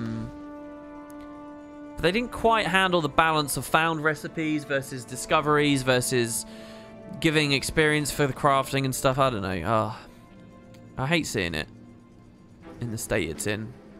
So close to glory. All right, what we got here? The mace. What is this word? This is definitely not Knob Kerry, is it? What is it actually? You know, there are actually a lot of progression systems in this game that require serious gold sinks, which sends many people to the gem store to buy gold and subvert it. I wonder how many character account bound systems there are. I'll tell you what, this is kind of funny. I was looking at this and sneering at this before the stream. I don't have any valuable insight here, but I'll give it to you anyway, because hey, it's Twitch, and this is what Twitch is good for. This is what the devs decided. I don't know what makes me more sick, that the devs decided that... I mean, I just hate everything about it. There's no price that I'd ever enjoy looking at on this, ever. There's no price I'd ever be happy with. But it makes me feel, it like hurts me to see like, oh, so this is the price. This is the price on the head of their core experience. Pay us 2,000 gems to skip the stuff we can't be bothered to make better. There you go. And it's now on sale for 1,600. I don't know what makes me more sick. The idea that someone somehow actually found what price this would be worth. Or that people fucking pay it. that people pay, because I trust that they're good at their jobs and this is a good price point. I trust. I'm not going to complain about that. I'm not going to say, oh, they should lower the price of character slot expansions. They would sell more. I don't know. I'm just I have to assume that when it comes to matters of real money, they know what they're doing with the pricing. I'm not going to second guess that. So I don't know what makes me more sick, that people are actually paying that much. That this exists in the first place is gross. And yeah, I saw that this was on sale. I was grumbling away, sneering away like an old man. Grumbling from the background. That's what I was doing before the stream. As you can tell, it's been a very busy day. Very busy day of whining.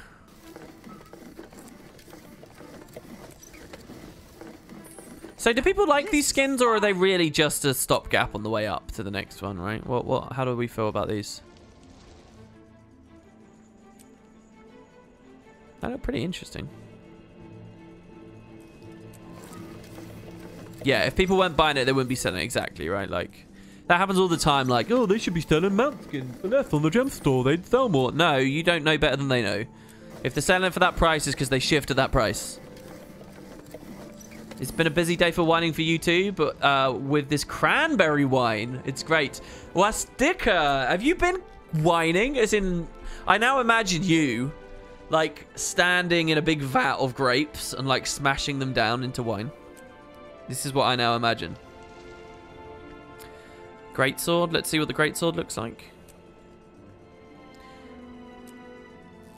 I mean, you can kind of tell, right? They feel like stepping stones. They don't feel like full skins. I don't know what this greatsword becomes later, but I can imagine it looks really awesome.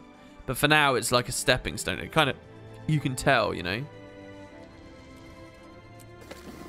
It's a bit of a shame with them skipping leveling, as some of them might be overwhelmed. Oh, definitely. Like, the level 80 boost, I think, is, like, terrible for the game for the same reason.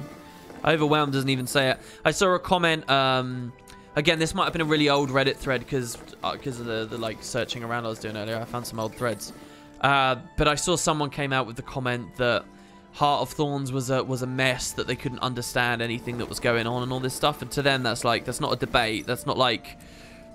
There's no question about that. It was a mess to them. And to me, like, Heart of Thorns was very simple and easy to decipher and get through. But, you know, I'd immersed myself in the franchise for long enough and I sort of knew these things. But I can only imagine how messy it felt for those people that came back, popped the level 80 boost, started in the Silver Waste and, like, just started dying to Itzel and Pocket Raptors. You know, that's not an uncommon thing. People were saying that was their big problem with Heart of Thorns. That it was too hard. It's not that it's too hard. It's just the game's done nothing to teach you or push you into it properly. So anyway, here's the cleaver.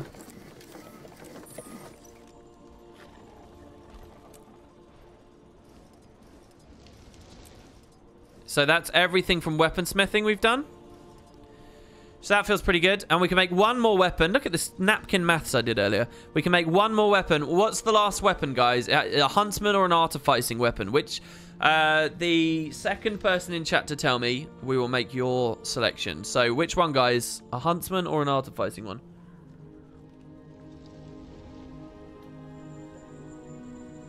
Okay, Royal was first. DJ Gaidan wants Warhorn.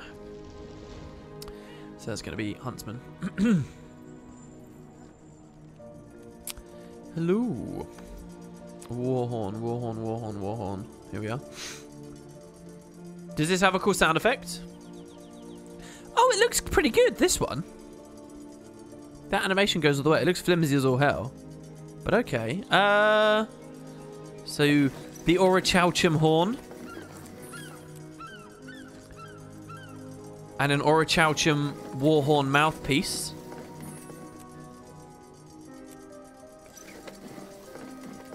Makes the Astral Harbinger.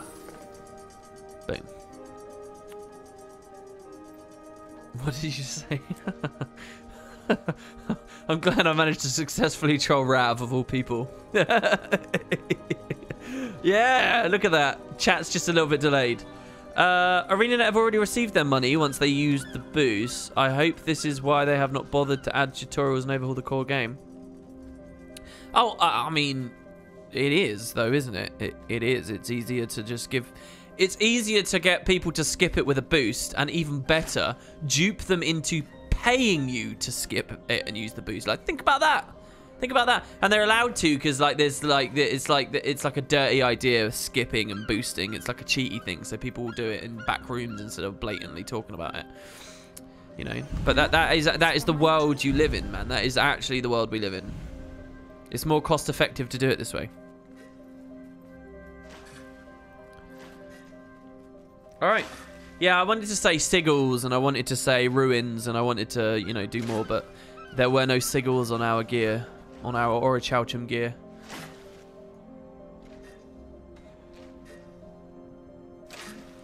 I love how WP can say ridiculous things with a straight face and without a webcam. We have no idea if he's smiling at his chaotic language. I think you can hear a smile quite often.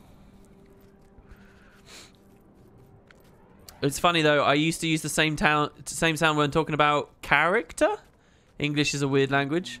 Yeah, I mean, I'm not trying to be offensive to any people who know a second language. And I mean, you are an infinitely better human being than me. Let's just be perfectly clear about this. If you know 2 languages, you're a far more accomplished citizen of Earth than I ever will be. Well, unless I finally get off my ass and learn another language. But yeah, so I'm not trying to take the piss out of people for that. I just think it's funny. Okay, so there you go. Anyway, so cool. So we started off, we have no collection to mark our progress. That's depressing, to say the least. But slowly but surely. How about we go to the bank and we can see it from there at least, in our vault, right? Man, that's a lot of the Istan track. Christ, that's a lot of the Istan track. So I'm like quarter of the way, actually. I thought I was done. But I'm actually quarter of the way. Well, not really, because I still got Kralkatite there, right? What are we getting right now? Stellar. Weapon. I don't know. Stellar is the later one. So let's see what they look like in the end. Stellar. Let's see the tiered up version. Oh, it's the same. It's just got like a purple glow to it. So probably look quite good on my Mesmer. Oh, the glow is contained to the bit depicting the planets as well, eh? So, the shield might actually be one of the most interesting. They're very noisy. They're kind of like that, just like scribble all over the screen kind of aura effect, aren't they, right? The focus. I think it looks good on the magical weapons. Hey, that's a pretty big staff, guys. Isn't it? That seems like quite a big staff. I wonder how that would look on like my Mesmer. And you shall find. It's almost like a weird version of Meteorologicus, almost. What's the scepter like? How does that compare to Meteorologicus? Yeah, a bit like that. Got the cool music. Rifle looks good. I like the rifle. Interesting design. This is like Moot. This is like the cheap man's Moot. Oh, it totally is, guys. It's like Moot, but without the footsteps and whatnot. Yeah, okay. All right, so anyway, that's Stellar. As for our progress, it's Astral.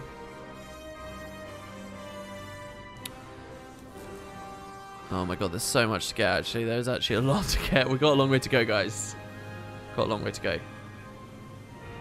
I think long term it would be better to retain the players by improving the starting experience, as they would spend money on gems and future releases, as well as increase the population. Yeah, I believe that true. I believe retention comes above all. I think that stuff like you see here with the gem store, I don't think is actually sustained. I don't think much of what they do with this game is sustainable. I think they throw retention to the wayside all the time to placate audiences, like, oh, we'll make this account bound for you just to keep people happy in the moment and allow them to leave very quickly. Same with stuff like this. I think this is the kind of thing you do to a game on its last legs. That's when you start just saying, yeah, fuck it, we'll sell it off and portion bits off. That's what you do. You don't do that to a game that's getting really awesome story that nobody can get involved in because they're skipping the formative experiences. You don't do this. This is like what they should do in 2040, right? This is a quick buck after ArenaNet sells the IP to some Korean shovelware company. That's when this appears. Not in the game's heyday. Christ, not in the heyday. Alas, this is the world we live in, everyone.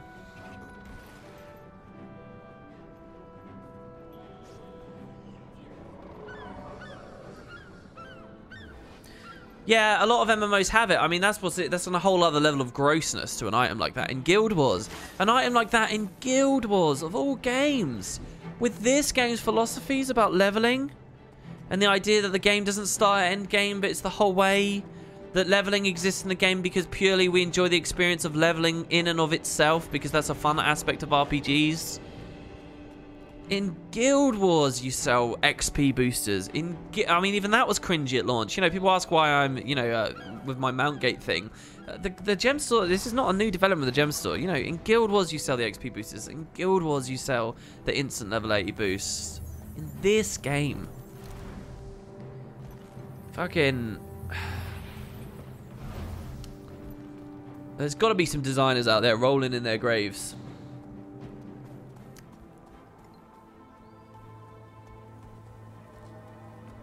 If you accept Arena that knows how to price Blackline stuff, why can't you accept that account-bound progression is what is most time appropriate for players? Because I think they're two different realms. I think that one is to do with game design and is a much more nuanced system, while another is something you can kind of look at the industry as a whole, and I think is very spreadsheet-oriented and is very... I mean, you have a point, right? It's like, why do you trust experts in one area but not experts in another? And it's something I do wonder about quite often, right? Like, so many people like me, we offer input, and it's like, what is our input actually worth? You know, like, it's this weird thing almost where it's like, for some reason in video games, we're allowed to believe that, like, there's a degree of speculation and wiggle room. Like, an expert, what is a video game designer? They're not really an expert in their field. They don't really know better than you. Everything's fair game to criticize and judge and question when it comes to video games. Everyone's criticism is worthwhile. And I don't know whether that's because, like, it's a formative industry in some ways, like an aspect, a branch of media consumption that's new compared to, say, books or television and stuff, but, like, everyone's a critic when it comes to games, and in a weird way that, like, almost, like, denigrates the job of a game designer, doesn't it? It's sort of like, is that the right word? It's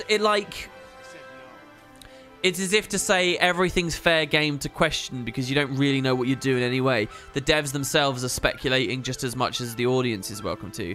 Nobody respects their expertise. I respect, like, the business heads who run the microtransaction store because they're dealing with money and they're real professionals, and I would not question them as experts, but I'll question till I'm blue in the face, you know, Mike Z's decision to de-emphasize meta events because of community feedback. I'll question him all the time, but I won't question the gem store guys. And it is a funny thing. I think you're right to ask me that, and maybe that's a perfectly valid criticism of me. I don't know, but I do feel like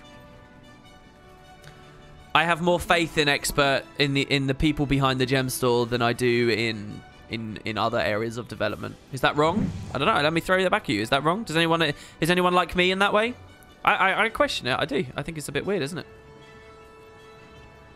It's a world we seem to live in, and it's not unique to Guild Wars. Hell, Guild Wars gets it less than other franchises and other games. Thanks very much to Kyungo and to Mr. Nokoda. Thank you very much. It's good to see you guys. Reg says that's the same for all entertainment. You see the same criticism for movies and books.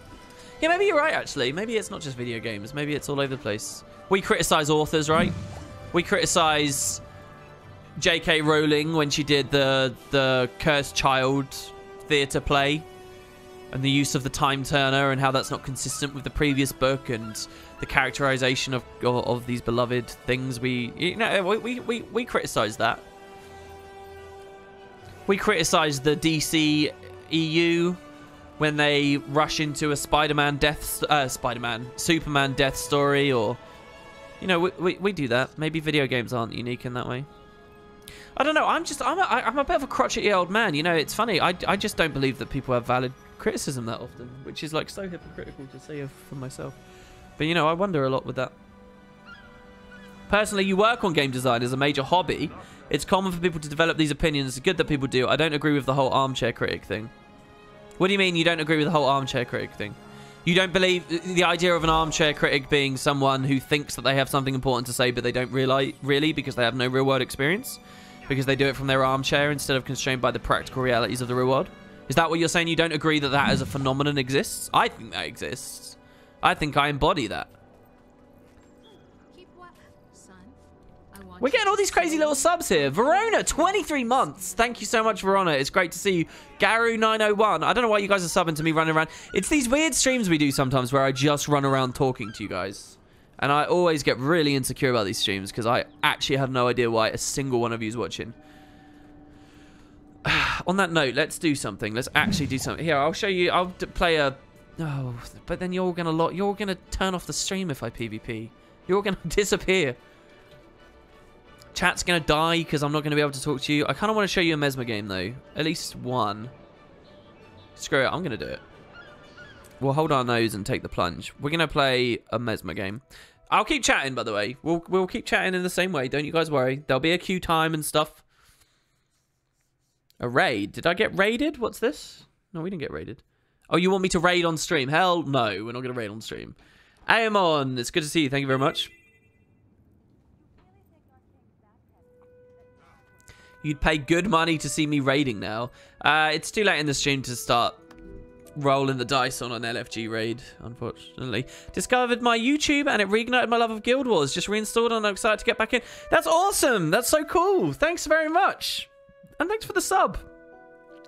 Wow, these walls of text. Oh my god, guys. I'm actually in love with you all right now. Look at these walls of text. Look at this. Oh my god, we got walls of text about stellar weapons.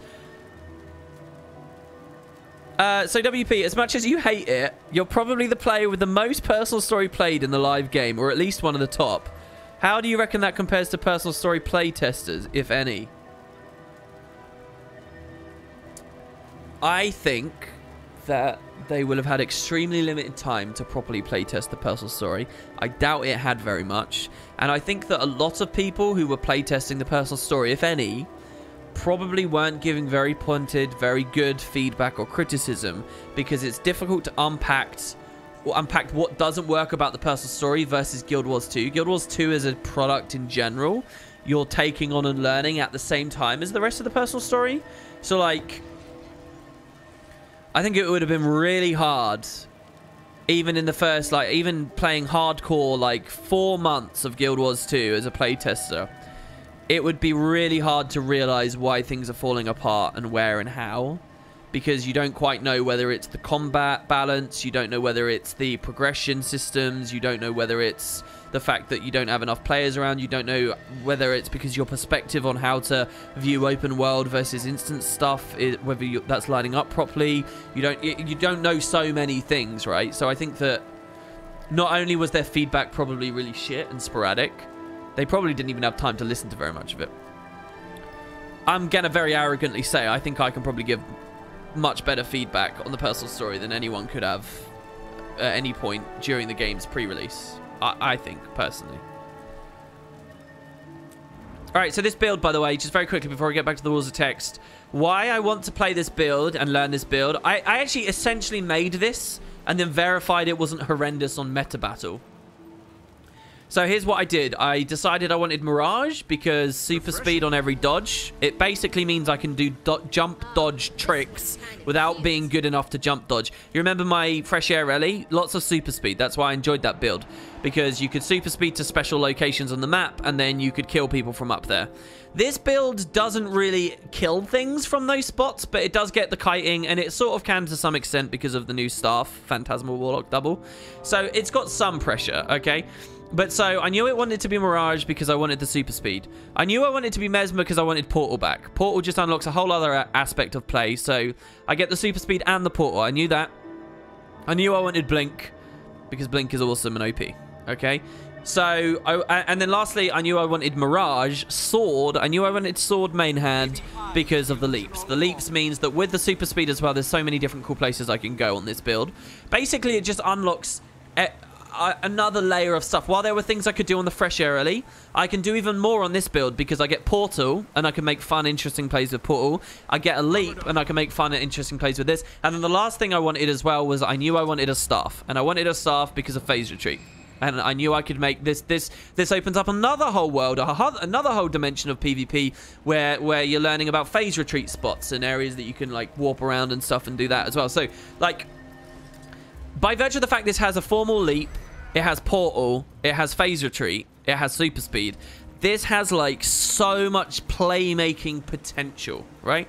So I knew I wanted a sword, I knew I wanted a staff, I knew I wanted portal, I knew I wanted to be Mirage. And from there, the build kind of just lent itself to me. I went Mirage and I'm running Elusive Mind. This might get nerfed and people might be saying Infinite Horizons. I don't know right now. Maybe, I don't know. By the way, Illusionary Ambush I might take instead of Blink, but I don't know for now. The rest was all just pretty obvious what to run, really. I knew I wanted the new illusion stuff because I knew Phantasmal Force was OP. It was either Sword or Focus, but Sword got the big buffs lately, so I put Sword on. We're not Chrono, so we can't run Shield. I was running Shatterstorm for a while, but Persistence of Memory was one of the changes that was on Meta Battle, so I ran this instead. The double Chaos Storms are really cool. I don't think any of this is any different. I think this is exactly what they had on Metal Battle and exactly what I made. Amulet, I was running Paladins at first, but Metal Battle had Demolisher. So Paladins is basically tankier, right? You get extra health instead of crit damage, and on Demolisher you get crit damage instead of health. So I'm trying out Demolisher. So those are the two changes, I think. It was no Shatterstorm and it was Demolisher. Oh, and then runes. On Meta Battle they have Surging runes, but Surging runes are going to get deleted from the game next meta anyway, so I'm playing with other ones. I'm currently on Lynx, which is a little bit of movement speed, which I actually really like. If it's not Lynx, it would be like Strength for sure. And I think I've messed around with the sigils. As always, sigils are fun and easy to swap around. Not that there's much choice, ArenaNet, but they're fun enough. They're a little bit better than it used to be. So yeah, that's the build. That's the whole build, really. There you go. The nerfs will affect this a bit, but the main nerf that's coming is the Elusive Mind nerf. And by the way, this build does need nerfs. This build is obscene, okay? That playmaking potential I talked about, if I get good at this build, it's going to be gross. Fresh Air Ellie is like, as I say, a 70 out of 100 build. I really do believe that. It's not a great build. You have to really try to be able to do anything on it. This build's like... You don't even need to be able to fight, guys. It rotates so fast, and it has portal. Just existing, you can justify your place on any team without ever even fighting people. Just because you can rotate around. You can just decap, full cap constantly. You're worth so much. So yeah, I'm looking forward to getting better with it. I haven't played Mirage since Season 9. I like Mesmer. And yeah, this is just so many tools in its arsenal. What more could you want? What more could you want? What other class has something that this Mesmer variant doesn't have? Seriously. What other aspects of Conquest are there? What other plays are there that can be made? This has all the kiting potential. It's not as strong when it establishes a kite spot location, but still. I guess it doesn't have a lot of support capabilities, right? It can't blood transfuse. If what you really enjoy is transfusing people and elixiraring people and stuff like that, it doesn't really have those kinds of plays. It can't make those kinds of things. It can't swing team fights necessarily. But I mean, it's a skirmisher. This is the ultimate skirmisher, okay? So same role as you saw the Weaver, but the difference here is... I'm going to double these up. The difference with this is it's more rounded out. It can sustain a lot more 1v1s. It's less binary in what it can do. And I'm going to play like shit on the stream, because I always play like shit on the stream, right? So here I probably should have taken close instead of leaving it to the thief, but we'll see. I'm going to watch closely, see what our target is. Did I go ranked or unranked? I can't remember. That would dictate the kind of builds we see. He got a really nice obstruct on the 5 there. I don't particularly want to do this. We're going to watch for the guy that rotates in.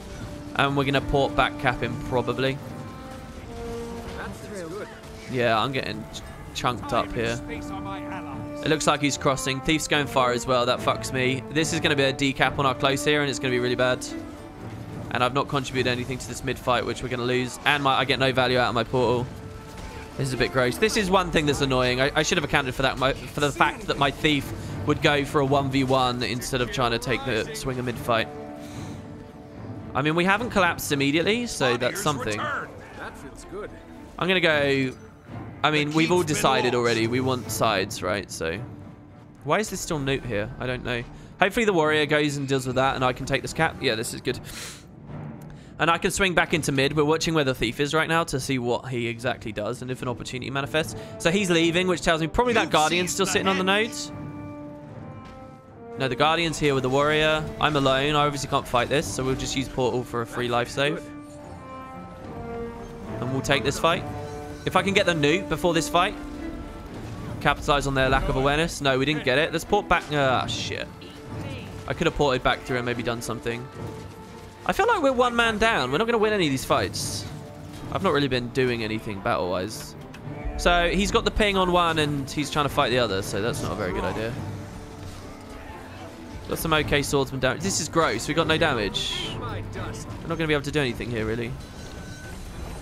Where am I right now? EU or NA? I've been playing EU as well. You will see a game of the day start on this Mesmer soon. Here I'm trying to get a block on my 4. That would have killed the guy. But we never quite got it. We got the cleave because they're standing together. That's really good. Okay, they go down. That's fine. We'll watch for the back cap on close now. I'm looking at the beach to make sure. I don't have enough energy. We'll just rotate like this and we'll casually go to the far node. As long as this warrior is good, he won't die there. So they got no crosses. Thief's picking up, looking at close. We have a 2 cap right now. All I have to do is troll this for a bit. Oh, they've got a downstate. Fucking hype. What a god. The keep is yours. So all we have to do is pressure that. Beauty. We can kill this as well now. And then I'm going to rotate away and I'll let him take full cap. I'll just drop a port here to support him. Go on, you do something. Damn it. Oh, we interrupted. That was pretty nice. I think he was in the middle of trying to do an elite there. We never got the kill quick enough, so the firebrand's in now. This is really nasty. I'm just going to leave the warrior here if this goes on too long. I mean, we have the rest of the map, so there's nothing really worthwhile for me to do elsewhere anyway until they start manifesting. Thief's coming in to plus it, so that's good. I still agree on... I still think we should be... Oh my god, what the fuck is hitting me? It's a soul beast. That's interesting. Did we take the boss? Yeah. Took the mine. What happened over here? Yeah, I don't like this fight. Our Guardian's rotating badly. If he's a support Guardian, he shouldn't be sitting there on the node. I mean, it's tricky for him if we all zerged off. Really, we should have been the ones holding it. And now he's in, like, the nightmare situation as a support. Yeah, he leaves and he instantly gets decapped. That could have been on me to do that. I want to plus this, though, and make sure he actually wins this. I don't want to port on close either. I've had no good plays at all this game. The keep's been lost. We'll use the disenchanter and get a big meaty hit here. That's good. And we can probably jump in, use the 5. We'll kill him there. There we go. You've taken the mine. I'll take a stab stomp there. And then we will go straight up, decap. This is good because we can establish something, a portal at mid here. As long as this ranger doesn't get decapped, he's wasting his time right now. He should have moved through beach with an eye to thingy. Now, if I had dropped a portal on close, it would have been good, but I didn't know he was going to play that way. So this is the decap waiting to happen. Because we don't have a solid back noder right now. So I'm watching here just to make sure nobody does that. He's going up to the nodes. The Guardian should get on it. Ranger might establish it. I don't want to waste that portal yet. I will go up there. Alright. I genuinely got no idea where that rev's going. Because I don't see him on close. Oh, on far, sorry. Our warrior's trolling on that node really well. Alright, fuck it. This is really, really lame. Here you go, he's back here. This is really lame. I'm caught on these fights where I've established my port, which is like so bad. Really, I want to be rotating to far, or I want one of them to push close right now so I can get value out of it, but we're just taking a team fight. It's just a waste. I'll just let it time out and then we'll try and do something next time. Gonna have to go for a cheeky res here. Or Stomp's probably the better play. I'm gonna go the Stomp. Because we get the double rally there. That's good. Okay, they're decapping. I've got to go. No! What's wrong with me? Why? I'm such a moron. Yeah, I actually duped myself there. By the way, there, you saw I phase retreated up. This is a really strong fight for node for me to be doing otherwise. So we win this fight because of the double rally. I needlessly put this on a longer cooldown than it needed to be. We won far. We watch respawns. The warrior can fight that. That's fine. This is such a tanky fight we're going into here, by the way. We could just annoy them. I wasted my... See, I'm not very good at this build, by the way. The sword or fan, I need to learn to, like, immob them in it and stuff. If I get better at that, I'll devastate them. Also, I don't use the disenchanter enough. Again, meticulous looking at my mechanical capability on this is going to just reveal how shit I am at this right now. But in time, guys. So there, we could, in theory, have maybe done something. So this is really bad right now. I need to, like, bail out. And again, because I fucked up my portal there before, this would have been really strong if I'd had the portal. Here, we got to come tightly around the corner so that the Soul Beast doesn't kill us, because we need the LOS damage. Here's that seal in progress over there? No, he's just straight up fighting it. Why is this neutral? Why are you taking a neutral node? They took the henge. That's got to be... Is that still? What? I actually don't understand why he abandoned that for that. Maybe he saw I was bailing out. You've Maybe. taken the mine. Can you rotate it out? I'm just going to drop that there because... The chieftain has returned. I'm backnoding more than anything else. This warrior is honestly... We're winning because of this warrior. This warrior's been a god. Okay, my team bailed off the node. We actually want to hold this to make sure our double cap sustains something. This is pretty good right now. I can't get off to take that res. Now I can, because my guy got on. So now we take the res. We don't let them nuke. We get back on immediately. Chaos Storm. Refreshing. I'm watching for the nuke if one happens. I'm on the Firebrands. Probably really bad. Strong. Probably. This is honestly a really sustaining match. Not a particularly fun one to watch, I think. And we're very team fighty here. Very, very team fight. This is not really what's best, but I mean, we've got solid Farpoint and a Thief on our team, so... Okay, so I'm getting hit really hard. We need this down now because I'm about to be forced off. Oh, look, we are slowly getting them. Oh my god, the dipping in on and off of the node here is so good right now. Oh, I didn't quite get the stab in time. Okay, portal's gone. We're going to re-establish in mid, and we have to pull out to the sides now. Maybe? Oh, I might have fucked this for them. I might have fucked this. Because we are losing this. Like, yeah, we got to leave. We got to leave. Nice comeback from the blue team there, really. But, so we just reinforce and watch, because they need to nuke this now. Their win condition, they have to charge here fast.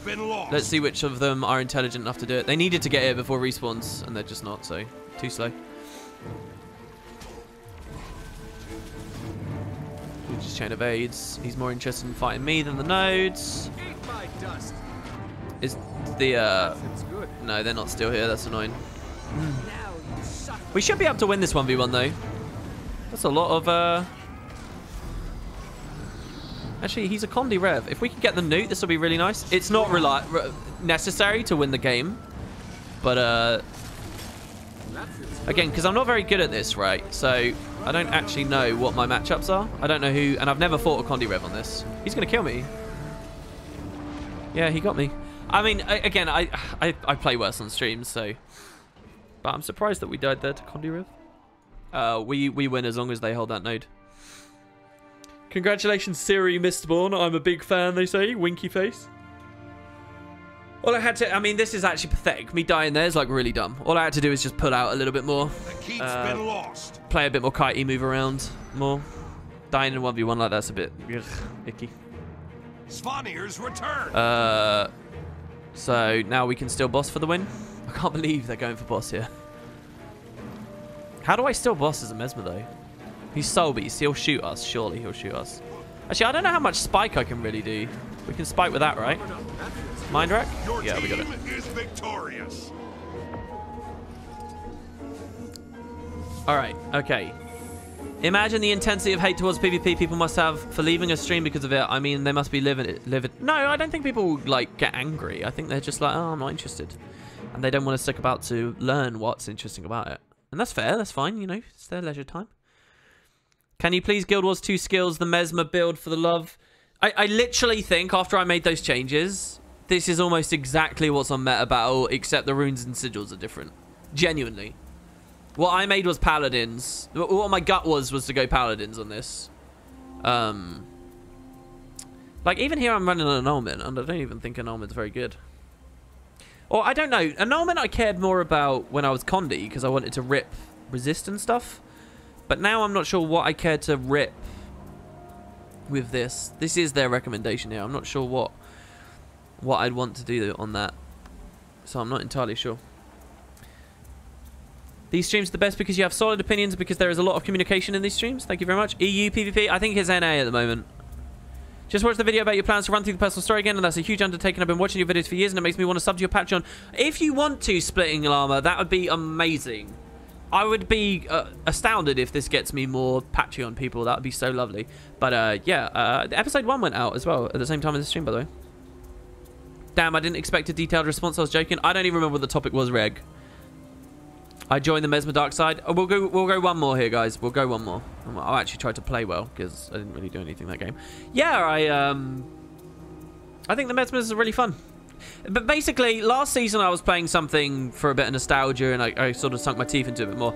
The next season, if balance as it is goes through, I think literally like, I don't know. I don't want to make any hard and fast predictions, but this is extremely powerful. Let me just say, and I think that I'll basically I'll be one of those scumbags playing the OP things. As your new LP is back to basics, would you plan on doing a PvP version to get people hyped for the game mode? Yes, Mad Pie Man, yes. It wouldn't be a let's play, but I do have... Again, I don't like talking about things until I'm like right on the doorstep of putting them out, but yes, that is a thing. And yeah, I think people will be surprised with the LP. People might get bored of it and turn it off because it really is. I mean, my demo, it's not you guys, really. Like, to an extent it is, but believe me, I'm basically saying, hey, by the way, this is what a waypoint is, guys, right? Like, this is how you move around the game. It's really, really like teaching you to suck eggs, right? Or lemons or whatever it is. I don't know. Don't teach your granny to suck eggs. It's literally like, this is the most basic stuff. And I'm going to teach you all of it once again.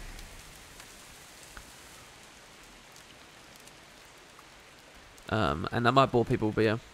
Does Binding of Hippos work with clones? Do they also read the book? Good question. I don't run focus on this anymore, though, so... I don't know. I guess they would read the book. We could maybe sneaky quick have a... Oh, no, we can't, because we wouldn't have anything to summon a clone on.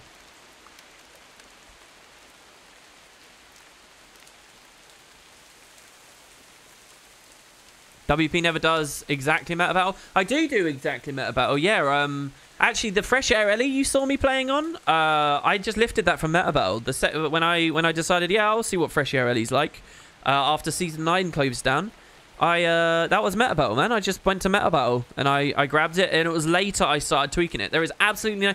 Again, I don't respect it 100% because you'll always find something meta battles like missed or like you have some difference of opinion on. But that's why they list like utilities and options and things, right? Like, so like the meta battle Fresh Air Weaver was Arcane Shield instead of Twist of Fate, which is absurd. Like, what? But I ran Arcane Shield for like ages. I ran Arcane Shield. I trusted that smarter people than me, better Fresh Air Ellie players at the time, had decided Arcane Shield, and I gave them the benefit of the doubt. I honestly, I think that's a good way to play PvP. Lift, just net deck. Take a meta battle build, and you can tweak it later when you actually understand things a bit better about the build. So I'm going to play really aggressively, because this is the kind of thing we can do with this build. We can be bold, right? We can come in, we can force him to stealth or dodge off, we can hold it nuke for a second, and when we get low, we can just run away. So he's a chrono, he's doing no damage, and we're just killing him for free. What the fuck? I have no... So we can be bold. But even if he'd pressured us and scared us... Did he land off the node? Yeah, he did. Cool. Here we watch for his rogue. Oh, I missed it. He's already rogued. That's fine. We could have ported and walked off. Frankly, and that would have been fine because... My god, he got these rogues so quick. Ow. And now we can port this. I don't like this. This is a defensive port. And it's a waste of time as well because this guy... If I can get him to fight me instead of taking loot, I'll be really happy. Stay with me, man. Full counters, I really can't play around very well on this build. Or maybe I can, I don't know. I'm just not good enough yet.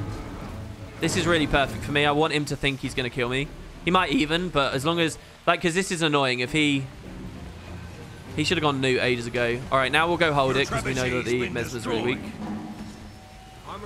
Oh, he interrupted the disenchanter. Outrageous. Oh no, we got to get away from that, right? That really hits hard. So we're 2v1. We got to be careful with this. Should we use this sneaky spot here? Oh, we messed it up. All right, they got loot. This is fine. So we'll just cut around here for a bit. I don't know how threatening this guy is. Mass invis. I'm really scared of that. He might kill me coming out of that. So. Enemy captured the windmill. Should have stood in the Chaos Storm a little bit more there. Okay, so he just ran past me. And now we can come plus this. I mean, the guy's dead anyway. The Warlocks will be enough to finish that off. Tower captured. There you go, on the bottom right, you can see Warlock scored the kill. Okay. Now we can snowball this, because he's on respawn. I don't have enough energy. And this is a nice, leisurely, comfortable plus for us. Another Warlock. Armored up. Yeah. And now we just go immediately back. Oh, what happened here? He got plus by a thief. So, depending on what kind of thief this is and how he plays, this could be hard, but we're at windmill, fortunately, so... Swirl like sand. I'm neither here nor there. I don't care about him getting full cap. Captured the windmill. He's trying to steal to us right now, and he can't. There it is. So 2v1 we can't really do anything, but so we'll just port and we'll leave. The game is to get out alive now. We got a plus, so we can take the fight again. And he's pushed forward so we can get Newt. As long as he can cleave that body, we'll get Newt and the Dream here. But he needs to pressure the body. He's going to be really mad at me. Yeah, if we'd got that, that would have been the Dream. He's going to jump me, so we're going to come over here. And we're going to jump down and jaunt back up if we have to. I don't really want to fight him with his Venoms up, so we'll just leave him there. We'll let him full cap and then walk off, and then we'll decap him again instantly. We don't need to, you know, do any kind of crazy plays here because we have 2 cap. And in fact, what I can actually do here is I can ping this guy and tell him to come with me. We weren't quick enough. Not enough energy. And the guy didn't come anyway, which is super lame. So now I'm just... So basically, if I'd left it... Oh my god, we didn't even get in. Shit. And they might kill me, actually. Maybe I was the illusion all along. Why didn't he aggress me? He so should have aggressed me. He might come flying across. No, okay, good. Nice plus. Yeah, that was like the nightmare. I did really badly there. If I was like 5 seconds later, I would have decapped him because he would have zerged off. If I was 5 seconds earlier, we would not got full cap and we could have taken the fight properly. Also, this guy didn't even come, so I don't know. Maybe I played badly. Maybe people were incoming into mid. This isn't a game, really. I'm going to go back to chat because there's nothing interesting here. I'm just going to stand here at a no port spot. Have I tried a new variation of Power Reaper? It's really fun. No. In what game type is this? What's the new variation? The thing about location-specific heals is you need to stay put. Potentially great and potentially terrible. Oh, Force Oasis. Yeah, the best thing with Force Oasis is heal, Blurred Frenzy. You get your boons from the Chaos Storm, and then at the end of the Blurred Frenzy, you get your thing back. So he's looking at us, but he can't come up. So I need to remember what my abilities are to pressure here. So this is fine. We can just stand here. Am I going to upload the Let's Plays episodes daily now? That is the idea. I have 22. So the next 22 days, you should see a daily one. And I'm going to have to... My real job is to pad out the production of new ones with also very frequent other videos for you guys. Because... So we'll just waste his time there. We'll go back and snowball mid so they don't get the support of an early up there. And then when he's forced to stay there now, right? So he's they're forced to... Come on, don't lose this double cap, please. They're forced to play conservatively on the board now because otherwise I punish them. They're forced into a hard backnoder player now because my port was there. So we just have the luxury of like lots of damage and over rotation onto our 2 nodes. Enemy captured the windmill. I didn't want to distort there until my guy was in because I didn't want to get decap. But the warrior hit us really hard. So he capped, he's pushed up, so I can punish him. So we can take the Newt. They're still getting no points. And we still have all the players we care about at our 2 nodes. So here, look, we can outnumber him. He's just chased across the entire map to do this, to get neutered and countered by me here. The obscene mesmer-like mobility. Like, I'm telling you, this skill is broken and needs like a much longer cooldown. This skill is completely broken. Oh, he left. No, he didn't. He didn't leave. That was someone else. I bet you can't play Hollow in SPVP at all. I was playing Hollow for a while. I was alright here. I was running the Explosions variant, though. I've never ran the Static Discharge Tools variant. And I've never ran... Actually, I ran a little bit of the Protection Injection variant. But, I mean, no, I feel like I got okay at it. There's no stream evidence of me being okay. The only streams I played was where I was fairly new to it.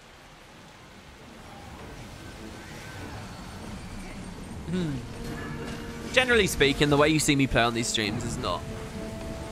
doesn't really hold a candle. If you want to see me playing a little bit better, where I actually feel like I'm a bit better at the game, you want to watch Game of the Day, probably, on my second channel. I'm better at it. Like, there, me stomping that guy for no reason. Like, what's the point?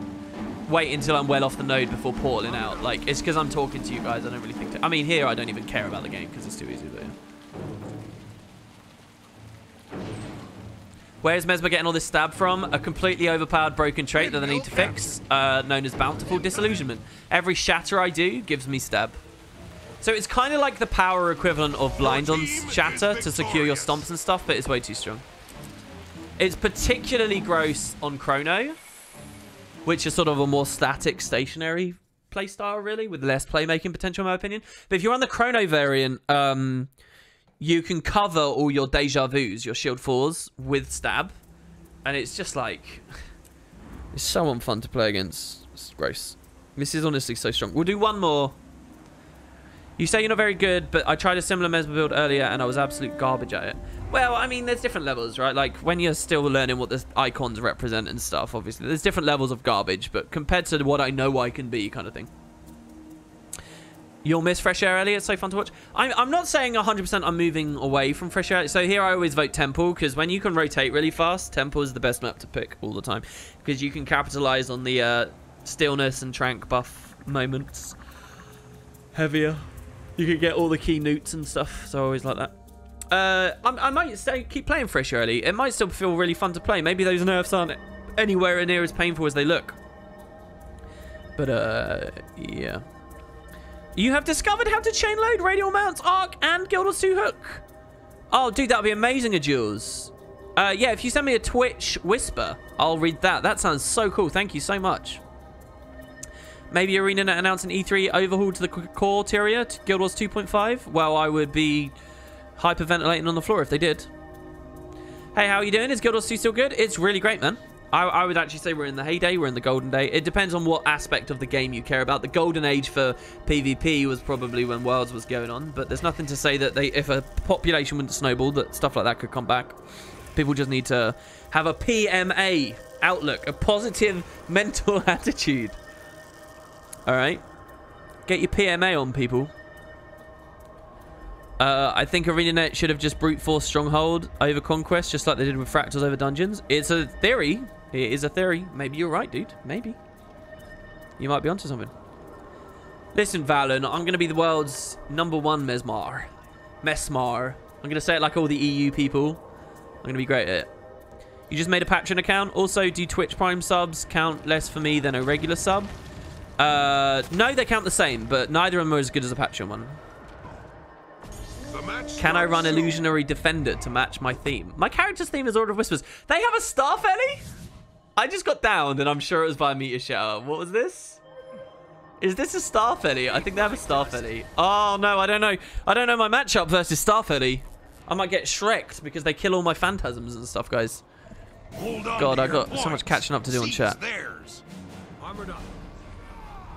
What do you think of the healing nerfs? I'm actually not settled on it right now. We got to be really careful. He's running Arcane as well. I'm going to die. I'm playing so bold. This is obscene. There's a Mobim in that. Oh, he got up the panel. What a bitch. We have to aggress this or the whole mid-fight is lost. No one else on my team seems to know to aggress it. Oh, these mind racks are so heavy. No, dude, you did the wrong thing. You should have stayed up. Come on, Warlock. Nah. Oh, he even got me with the Earth thing. That's kind of funny. Also, I never cleansed when I was in midair there. Does Elusive Mind not work in midair? This is really bad. The Tornado's fine. Oh my god, he played really aggressive. Oh no, I'm dead. The Tornado is not fine. And we got Power Shattered. What was everyone else doing? Do we have sides? Warrior pushed far to 1v1 a Mesmer on a node he doesn't own or even hold contested. So we were doomed at mid from the start. Yeah, the removal of Magi's, I think in terms of the Firebrands... I mean, it's... I don't know. When I first heard it, I was actually alright with it. But the more I think about it, the more I'm actually starting to wonder whether it's the right play from the devs. Because it flatlines a lot of other support that could have been interesting. Like, the problem isn't... Oh my god, the confusion. The problem is that we're going to stay in the Chaos Storm here. I don't know what I'm doing. I'm trying to think about chat too much. This guy just died to the Starfelly. I can't believe it. What am I supposed to do about this? How much ammo have we got on Jaunt? 2, so we can come here and up. That's good. He might kill us. He actually might kill us. The static is really bad. He's going to kill us with the Arcane Shield. How we... The other guy... My only ally is on no health at mid, bailing. It's a good map for Starfelly, as we saw. My legendary 2v1 plays. The warrior fell. That's funny. So we get to be safe here. I got to kill him with the warlocks here. We've got to. Where's my fucking cursor? Is yours. No, no, no, no, no. He moved. He's LOSing now. Point C is in enemy hands. I'm actually contributing nothing here. Let me just rotate.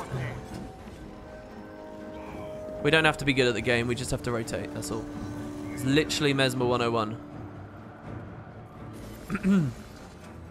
I already own this node. Cores installed. Charging the lasers. I'm done. This stream's over, man. I'm not playing this anymore. I'm bad at the game, and I don't like people realizing it. It's over. I'm done. It's all over. I'm not even going to risk that. That's obscene. They got the rally.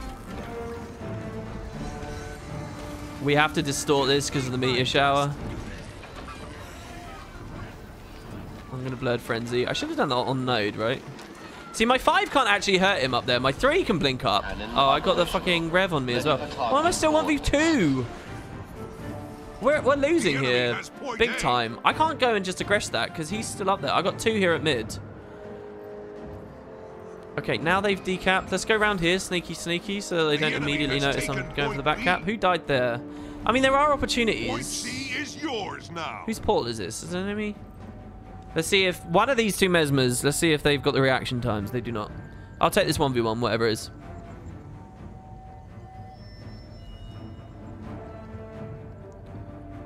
You've been lurking on YouTube since the start of Guild of Sea. Love the streams. Thank you very much. That's really lovely of you. I'm going to hold this until this disappears and drop my own and leave. We're going to lose the hammer. Oh, I should have... Oh, okay. We might get this. We have to be quick before the hammer comes in, though. We're going to do a 1v1 under hammer, right? Point B belongs to you. So we have to... I'll pull out of this with the phase retreat. And then we'll kill him with a mind rack. There we go. We got it. So, who are we? We got the Revs here again. Can we beat the Rev? 2v1 the dream? That distort was really, really nice, by the way. Yeah, we got the 2v1. That's good. Carried by OP class, guys. Oh, God, the rogue will actually fuck me up. I need to obstruct. All right, we're all gravy. It's okay, that swings it. Getting a 2v1 under hammer. That's all it took to make up for the misplays earlier. Okay, so I'm not even going to port yet because of respawns. He's on Greatsword, so he's going to burst me. We dodge into a Blood Frenzy. There's his one. We parry. My guy's here. I don't really want to be here. I don't like this node for this. We're blinking up with the Warlocks. If we can summon the Warlocks in us, that's really good. All right, we can fuck that guy up. Diversion. I want to run a power block build again, but I don't know. I don't want to go too one-trick pony shattery again. All right, I'm going to port out now. All right, they actually got the kill. I'll cleave the body, never mind. Where's this other Mesmer, though? Where is he? Yeah, I'll just take this then. Never mind. Another wasted portal. Don't know how to play Guild Wars 2, guys. What is this? Con quest? We're going to get the interrupt if we can. We didn't. We're going to die. He'll just cleave us down with the Greatsword 4. Sorry, but you're irredeemable. It's okay, because the portal's actually good now. So when he drops down, we thingy back up. He's not falling for it. So good on him, I guess. This guy's crossing, right? Oh, no, he's still on us. Oh, is that a clone? I guess it's a clone. There's still a fight going on over there, so let's return. Ready for targeting coordinates. And give him the assistance he's looking for. So we'll just go Phantasm spam.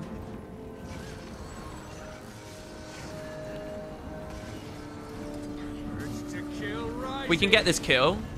Perfect. The warrior goes. Now I just need to watch the cross back. Refreshing. And recap it after hammer failed. Skyhammer calibrated to blue. I don't know the timing on that, so I'll use Blood Frenzy instead of a dodge. And we're winning now. Do I have dots where my keybinds are? Oh, sorry. Wait. I can't look at chat because fucking chat mesmers and things. Let's see. Go for the emote. The emote. Oh, it worked! Suck it. Come on. No. The parry was going to be the kill. It's all right. He wasted Blood Frenzy. The Warlock's... Oh, no crits. Never lucky. It's okay. We'll kill him with the Disenchanter and the Shatter. He's fleeing. What a portal. The pro portal plays. He's actually got me here. Let's see. Let's see if the Shatters do it. Yes? No? Maybe? Can you repeat the question? Oh, come on. Come back, man. He could still kill us, by the way. That build.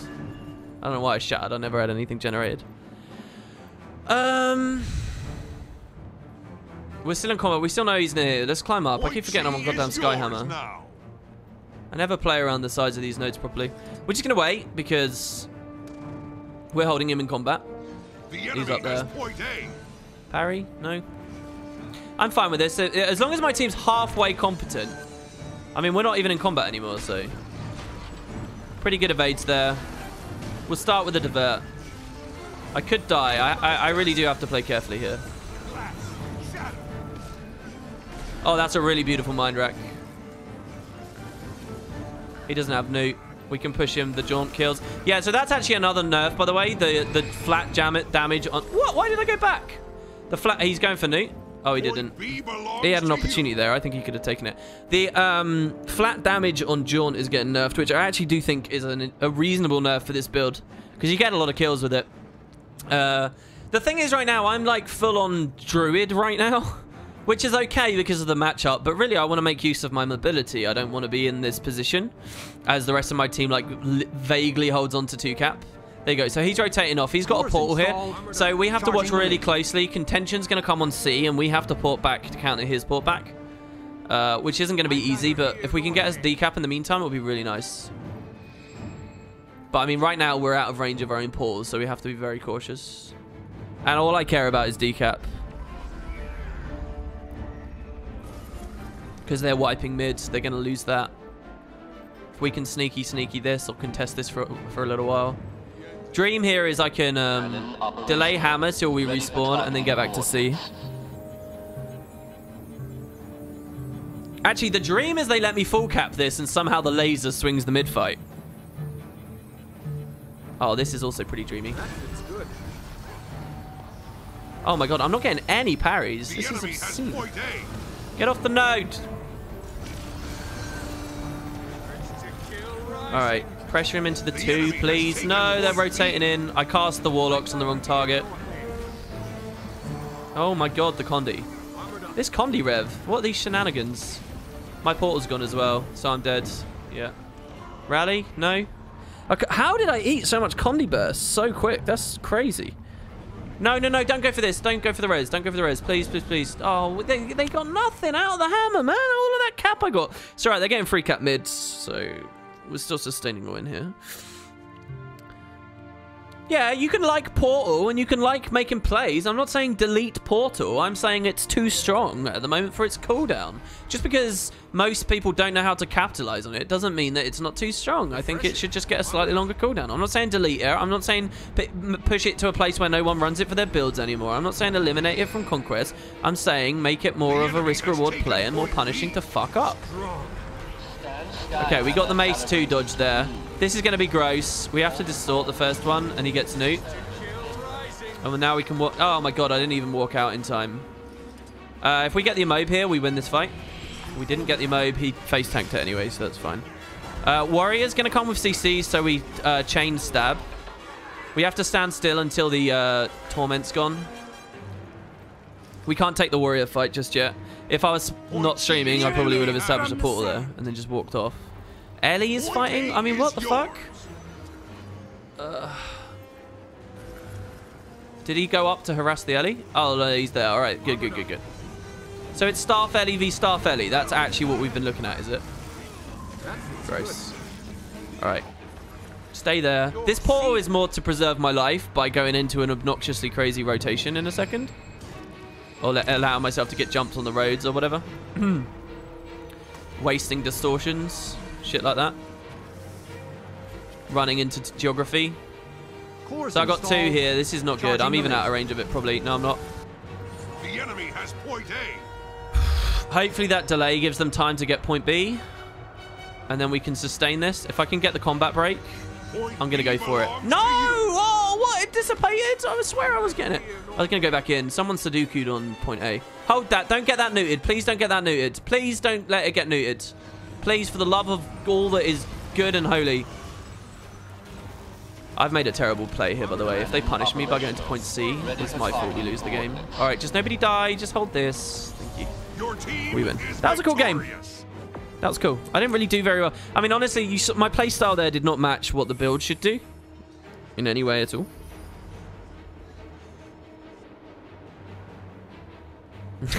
I just want you guys to point out, none of you guys know how to kill this 100 HP elementalist in their team. And he's typed Ellie with a Y, and he's typed there with a they are team. Look at this. This is what you want to see on a timeline. Look at this. Look at these kills. This is a fucking crazy game, actually, with the amount of stuff. Objective flips and kills. You can't even see what's going on. There's been so many of them. I know it's a bit audacious, ballsy, and extremely hard, but will you actually teach people about break bars? I can confirm there has been an episode that teaches people about break bars. It was good to see you, Rav. And I look forward to hearing about how these chain load. Scrolling. Scrolling. Scrolling. How about telling people about Twitch Prime? I won't, because we're right at the end of the stream here. Just joined. Is this a stream now? It was earlier. Win or lose, we see the struggle. It was a fun game. How do I change my phantasms to clones? Yeah, it's when they finish their attack or they die, they become clones. That's the new mechanic. You can't phantasm shatter anymore. You can only clone shatter. So all phantasms become clones so that it still fuels you, but yeah. You just upped to Patreon, having only recently attained financial stability yourself. I know how rough it can be to make it. I'm hoping to see more great content. Thank you very much, Spitting Llama. I saw your comment earlier. We talked about it in the stream. If you really did, that's awesome. I've got to go catch up on Patreon and see how it's doing. Thank you. That's really lovely. What kind of cadence? Daily is what I'm aiming for, hoping for. Look at the depth blur back there, by the way. Oh, so good. Daily is the idea. But there you go, guys. That's a little bit of PvP. That's a little bit of this, a little bit of that. That's the stream for today. I'll be back tomorrow. We'll probably do some more formal bug in the system stuff tomorrow, I think, right? I'm going to go see what the reception to the LP has been. Don't forget, to any of you, I've just started a new series about Guild Wars over on the main channel. If you're at a loose end once this stream ends here, maybe go check it out. It's 30 minutes. If you're on Patreon, there's 2 videos up already. And yeah, it will continue going. So thanks, everybody. Hope you enjoyed. And I will see you very shortly.